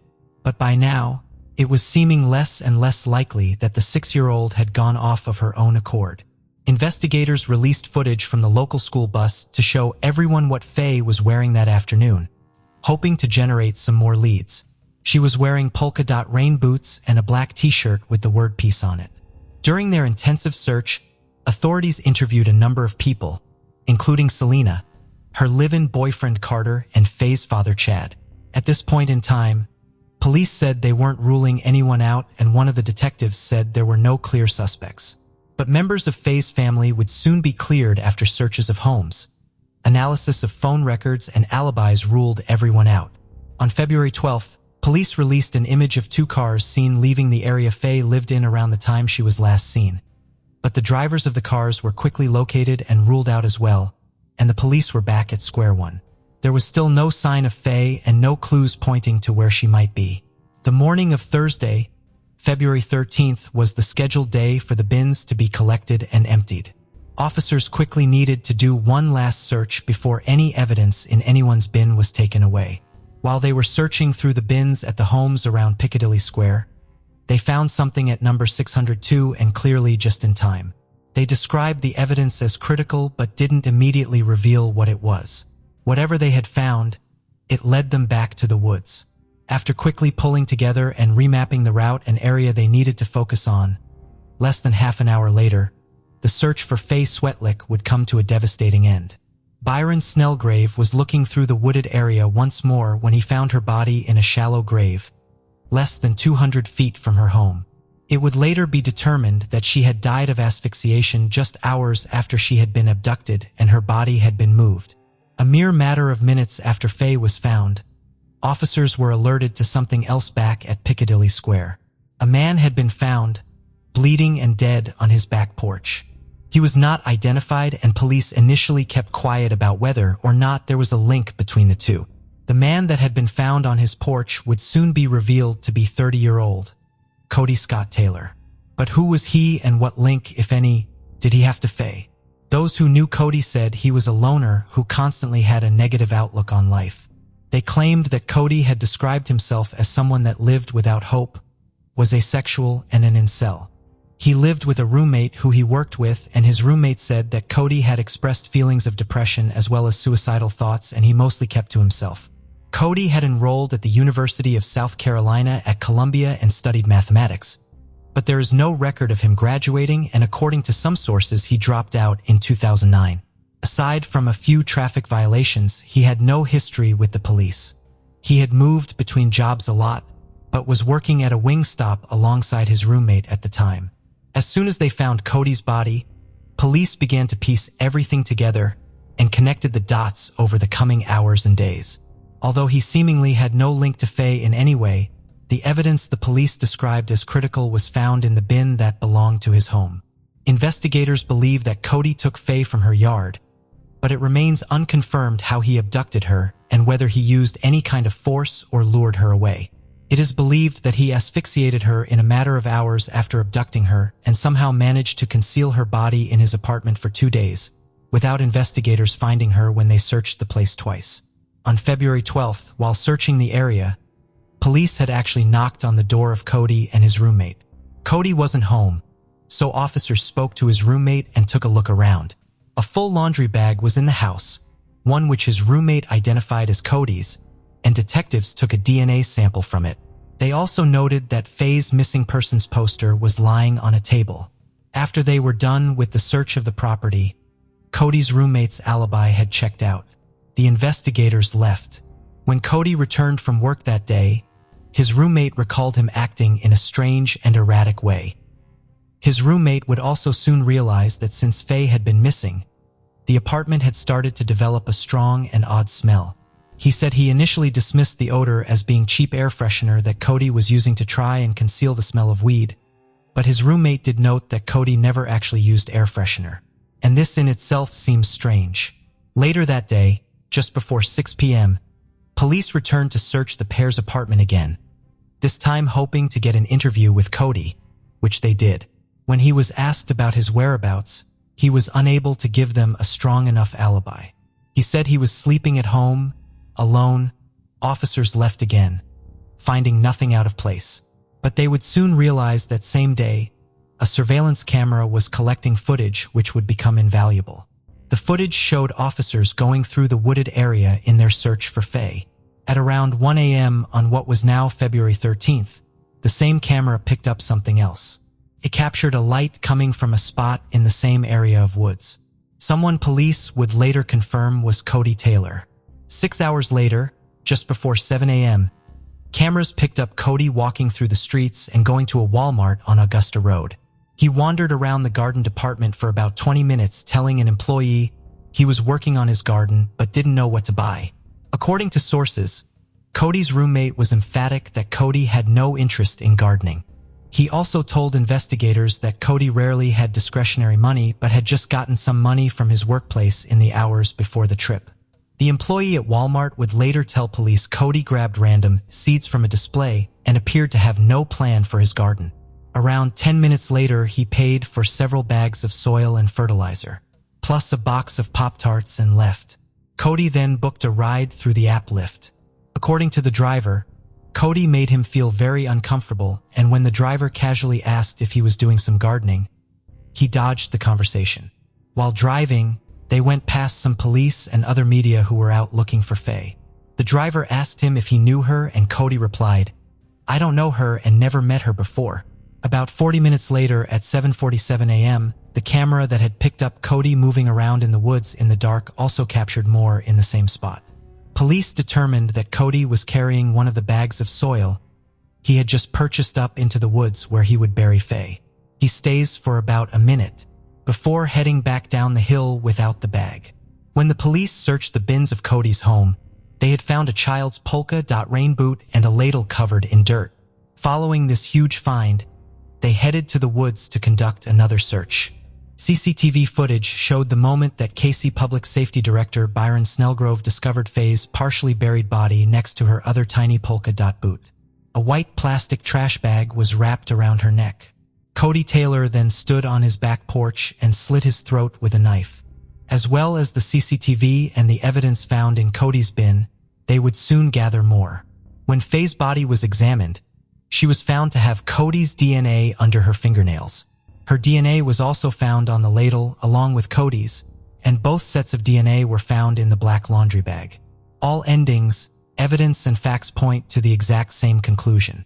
Cody Taylor abducted and murdered Fay Swatlick and was the sole perpetrator of this horrible case, said Byron Snarlgrove. They also believe that Cody acted alone. It was announced that Fay's funeral expenses would be covered by a funeral home, and on February 21st, a public memorial was held for her. Hundreds of people, including first responders and officers, turned out to pay their respects, with many wearing pink and purple, Fay's favorite colors. In Selena's words, the sparklier, the better. Fay loved getting letters and writing notes, so journals were set up and her family wanted everyone to write a few words or draw a picture in colorful pens. It would take a year for the authorities to officially close the case. It's impossible to know exactly what happened that afternoon and why it did. Police confirmed that all the evidence pointed one way, but sadly, there are still so many more questions that can never be answered. No motive has ever been determined for the crime and likely never will be. Cody left no suicide notes or any other information in his home indicating why he had done this. Multiple agencies have tried to access the data from Cody's phone but have not succeeded, and no evidence was found on his computer. While KC police concluded their part, the FBI investigation is still ongoing, as is a review by the State Law Enforcement Division.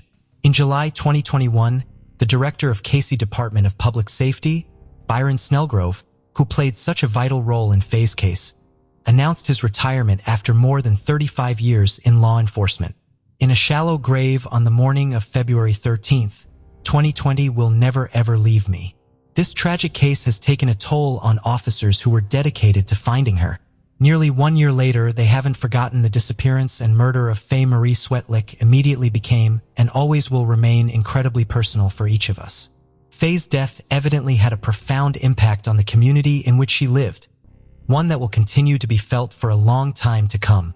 Springdale Elementary School unveiled a buddy bench that had been dedicated in memory of Fay.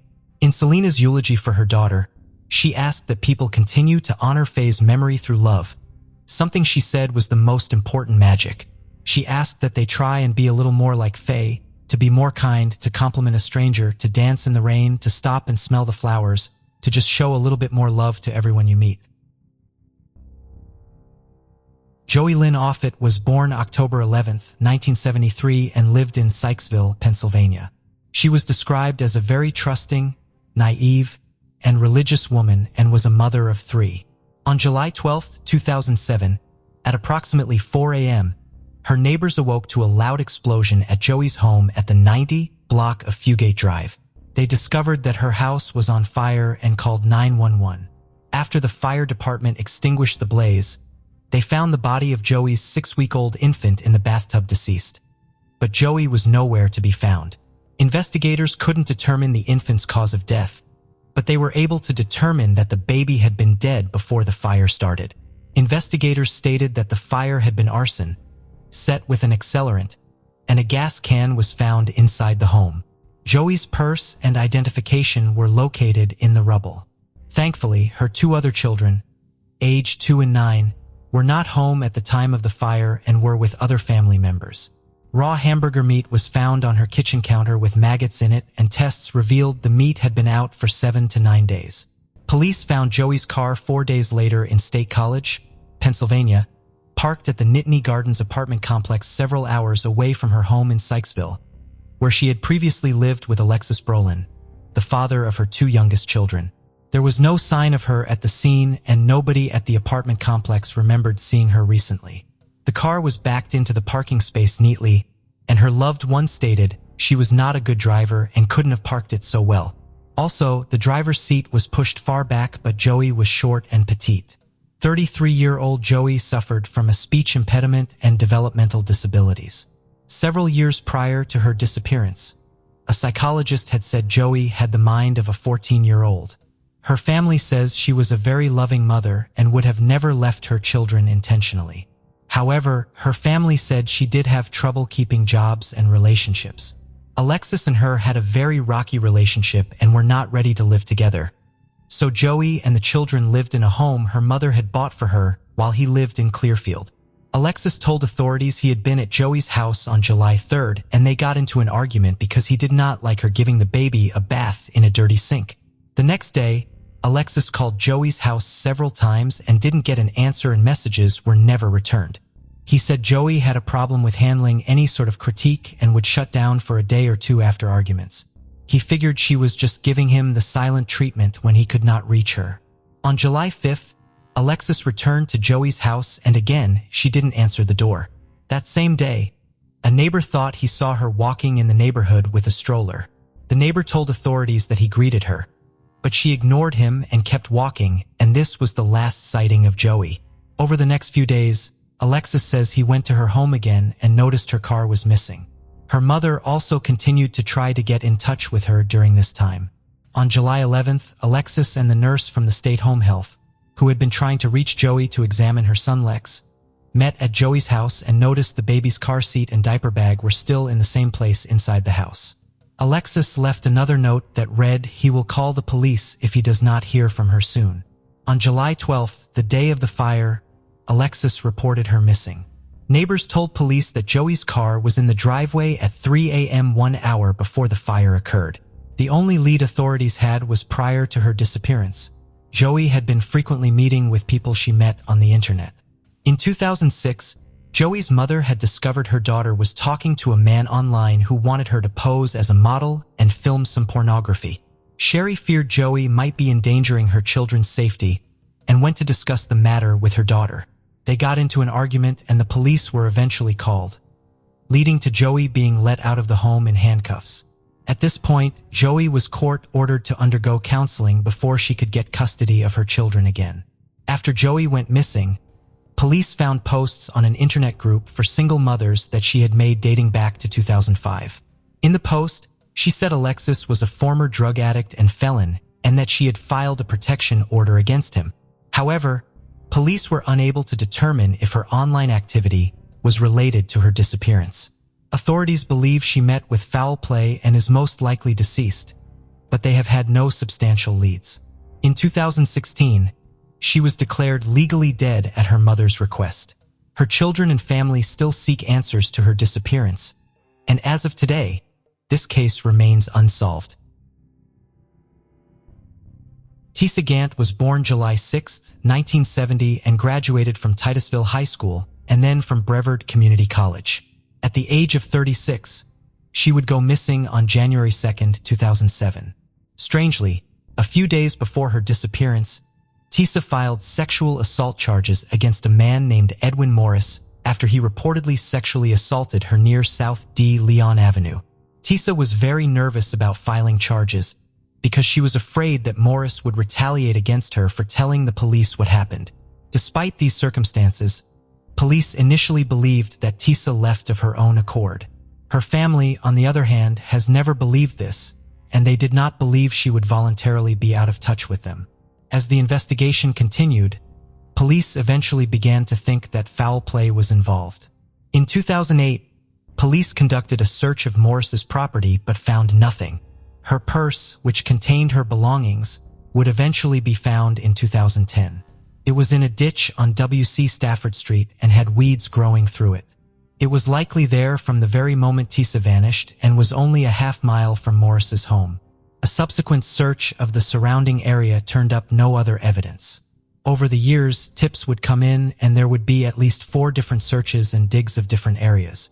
Also in 2008, police would search a home at 1158 De Leon Avenue as well as Morris's home. Ground-penetrating radar showed anomalies, but digging the area revealed nothing. In 2011, a home at 900 Gilbert Street, which is right around the corner from De Leon Avenue, was searched, and a week later they were at the same address again. In 2011, a vacant lot near Gilbert Street was investigated. The search was brought on by new leads in the case, but still no evidence was uncovered. Edwin Morris is currently in prison on unrelated charges and has a lengthy criminal record. Tissa's family said that they believe that more than one person knows what happened to her. On September 3, 2021, Titusville police announced they were searching the vacant lot for evidence following an anonymous tip. This is the same area that was searched during previous years, located near the home of Edwin Morris. Police have not revealed what prompted them to return to the property, nor have they revealed what, if anything, was found. The investigation is ongoing, and as of today, this case remains unsolved. This case takes us to the large market town of Solihull in the West Midlands, England. Home to around 125,000 people, one of which was 22-year-old Renee Modi. Fleeing the war zone in Syria, she had moved to England with her 2-year-old son to meet her mother Cowla and stepfather Mohammed, who had been living in Solihull for 16 years. Described as intelligent and independent, she quickly became well known in her community and was always doing various things for charity and people less fortunate than herself. Her Aunt Noah said that she had a beautiful singing voice and had big dreams of releasing her own music one day. As soon as she entered the UK, she enrolled in college, and between that and raising her baby boy, there was never a dull day for Renee. Her aunt recalled how excited she was to be attending college. It was a fresh start for her and her son, and she couldn't wait for what was to come. While studying at Solihull College, she met Janbaz Taran. He too had recently moved to the UK but had actually lied about his age in order to move over. He was permitted entry into the country as a minor fleeing a war zone, declaring his age to be under 18. He was actually 21 years old. He enrolled at the same college, and as soon as he met Renee, he quickly began pressuring her to date him. Initially resistant, Renee eventually agreed, and the pair began a relationship in 2016. He would tell her, "When I saw you, I said, this is mine." Despite the relationship being turbulent from the get-go, the pair married less than a year later in an Islamic ceremony. The marriage was not recognized by UK law, and Renee's family said they begrudgingly gave their blessing. Renee's aunt said that her niece later revealed the terrifying threats that had made her agree to marry him. Janbaz told her that if she didn't marry him, he would finish her family, as well as Renee. After the wedding, Renee confided in her family that she realized she had made a big mistake, but didn't know how to get out of it. Already a possessive and controlling person, Janbaz was now becoming violent, and he quickly began appearing on the police's radar too. Renee, once so close to her family, was seeing less and less of them, and the visits people made to her flat were now few and far between. Janbaz was telling anyone that would listen that Renee was causing the issues and was mentally unstable. Even with everything going from bad to worse, Renee continued studying at college, working hard and making sure her biggest priority, her son, was getting through nursery. Soon Janbaz would be removed from the college when Renee told teachers about his real age. Renee was faced with a huge shock when she learned of his very secret life back in Afghanistan. It turned out that Janbaz had another wife who was pregnant, and they already shared 3 children. In 2017, after a long time building herself up to do it, Renee ended the relationship. Janbaz had been openly bragging about his second life with his friends, laughing at the fact that neither wife knew what was going on. Infuriated that Renee had left him, Janbaz's harassment was now totally relentless and out of control. Renee had moved in with her mom, and Janbaz took to sleeping outside her address for 12 consecutive nights, with the neighbors often chasing him away from the street. Renee told people that she felt her days were now numbered. Her family rallied around her and held a meeting with Janbaz in which he agreed to stay away from Renee. This had no impact, however.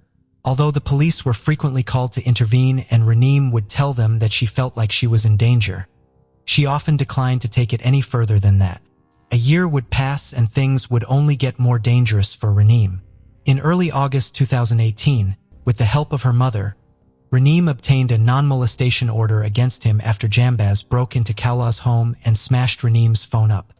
Her aunt said that Renee had finally found her strength and told the solicitor everything, from start to finish. The court injunction was filed on the 16th of August 2018. This prevented Jambaz from coming within 100 meters of her. Renee finally felt like her life was back under her control. Her hard work had paid off and she gained good results from college as well as her certificates and was excited to start looking for jobs. Renee and Cowler spent the day visiting family, shopping and ending up in a shisha lounge in the evening. Little did they know, Jambaz had been following them all day in a van he had borrowed from his workplace. After hiding and watching them for a while, he walked up to the pair and an argument broke out. He snatched Renee's phone from her and hit Cowla before she hit him back. The fight continued for a while with people looking on. Jambaz was eventually escorted out of the restaurant and set off in his van. He then drove to his father's supermarket and grabbed a 12-inch steak knife. After the fight at the shisha bar, Renee called 999. She told police that despite the court order against him, Jambaz had followed her there and assaulted her and her mother. This court order, unfortunately, could not be found on the police's system. Renee said that she felt her and her mother were unsafe and that they needed help. Where should they go and what should they do? After this, Renee and Cowla were also asked to leave the restaurant as well, and they waited outside on the streets for the police to arrive. Half an hour later, she phoned the police again to say she had left the shisha lounge, and she and her mother were now on the way home. Renee asked the police whether they were going to take any action and was told that they would need to see her first. While they were driving home, Jambaz returned to the shisha lounge armed with the knife and after realizing the pair had left, set off in his van looking for them. At 11:42, she made a third call asking where the officers were and that she was waiting outside of her house on North Down Road. Another call would go through. Police advised Renee to go to her mother's house, lock the doors and call if Jambaz turned up there. In a final call just after midnight, police phoned Renee to say that the officers couldn't get out that night and they would see her at 8 a.m. She expressed concern that the matter was going to be left until far too late, begging them to see her. In that moment, while the phone call was still connected, Cowla started screaming as she noticed Jambaz coming out of the bushes towards them. Renee says repeatedly, "He's here. I can see him." Jambaz launched at Renee and began stabbing her in a frenzied attack. Cowla jumped in to try and protect her daughter, but Jambaz turned the knife on her as well. Renee's half-sister and stepfather, Muhammad, came running out after hearing the screams, only to see the women lying on the ground and Jambaz running away. In the next few minutes, authorities poured onto the streets. There was nothing that could be done, and both Renee and Cowla were pronounced dead at the scene. The head of the West Midlands Police CID described the scene as one of the most brutal and heartrending he had seen in 150 homicides and all his years on the job. Neighbors were now coming out of their homes reporting to have been woken up by the noise, with some saying they saw a man driving away in a white van. Jambaz had discarded his bloody clothes and knife before changing into a red jacket and shaving off his beard. Just a short while after attacking Renee and Cowla, he was captured on CCTV in a takeaway called Pepe's on Beardwood High Street, calmly ordering some food. The only suspect police had was Jambaz Taran, and a huge manhunt was now underway to find him. Police were using everything at their disposal to try and track him down, including a £5,000 reward, and they dramatically increased their presence around certain areas to, in their words, provide community reassurance. Jambaz's van was soon located and forensic analysis quickly began on it. Police searched several addresses linked to Jambaz seizing computer equipment and mobile phones, but he was still nowhere to be found. He would be on the run for 4 days and was now one of Britain's most wanted criminals. Soon, a member of the public saw him and tipped off the police. Officers detained him in an alleyway using pepper spray and finally, they had Jambaz in handcuffs. The amount of phone calls Renee had made to the police that night was concerning to the public, and people wanted answers as to why no one came out. The police said they had done their absolute best. On the 8th of September 2018, Renee and Clea were laid to rest in a joint service attended by hundreds. Following brief submissions by prosecutors Annabelle Darlow QC and Jody Anderson, Judge Paul Farah QC told Jambaz, "You will be back here before the court on October 30th for a plea and trial preparation hearing. Your trial has been fixed for March 4th next year." But in December 2018, Jambaz appeared at Birmingham Crown Courts. He pleaded guilty to both murders. The judge described the murders as significantly premeditated and sentenced him to life in prison with a minimum term of 32 years that he must serve before he can even be considered for parole. The Independent Office on Police Conduct started an investigation into the actions of the West Midlands Police on that night, after the police referred themselves to them. Muhammad Salim said his wife was a wonderful woman who worked hard to make the home a welcoming, happy place filled with love and good memories. Renee Modi came to England looking for a better life for her and her baby boy. She was met with an awful end after fighting for her freedom and life for so long. Nor said of her niece, just by looking at her, people forget their bad day. She was always smiling, full of life and socializing. Nor now cares for her son and talks to him about Renee all the time. She is determined to not let her niece and sister's death be in vain and works hard to raise awareness for domestic violence and abusive and coercive relationships. Clea Denise Hall was born March 30th, 1976 and went by Clea. She got along well with her family and was ranked as the top student in her graduating high school class. In fact, she had never even stayed out late without permission from her parents. She loved children and sometimes worked in the nursery at her local church. In 1994, she was just 2 weeks away from graduating with honors at Watson Chapel High School in Pine Bluff, Arkansas, and was looking forward to getting the commencement address at her graduation ceremony. She had a summer internship lined up in Boston, and that fall she would have been heading off to Tennessee State University's pre-med program, where she would pursue her dream of becoming a pediatrician. But that all changed on the evening of May 9, 1994. Clea had an after-school job doing clerical work at the home office of Dr. Larry Amos at 5309 Fawcett Road in Pine Bluff until 8:30 p.m. Dr. Amos was a 43-year-old executive director of Arkansas Federal Child Care Nutrition and Educational Services. As usual, once Clea was done helping him out around his office, which was located above the garage, she would call home and have one of her parents come pick her up, which was only a few blocks away. On May 9th, Clea was dropped off at work by her mother, L'Oreal Hall, just before 5 p.m. and asked if she would be picking her up from work as usual, and she said yes. Clea called home at 8 p.m. and asked her mother if she had any phone messages, which she didn't. She then told her mother that she would be working a little past 8:30 p.m., which was when her shift usually ended, and that she would call her when she was done. After the conversation, her mother fell asleep. When she woke up just before 1 a.m., she realized her daughter had never called for her to pick her up. Laryl then quickly called Dr. Amos. He said that Clea clocked out at 8:30 p.m. and was picked up by someone but did not see who was driving and couldn't give a description of the vehicle. However, no one else had been scheduled to pick her up, and Clea told a coworker she would be walking home, something she didn't ordinarily do. Once Laurel was awake and her daughter was not home, she stayed up the rest of the night worrying. By morning, when she hadn't shown up, her parents thought she might at least go to school that day because they felt she would never miss that. Her younger brother headed to Watson Chapel, but sadly she was nowhere to be found. At this point, her parents called the police to report her missing, but were told since she was 18, they would have to wait at least 24 hours.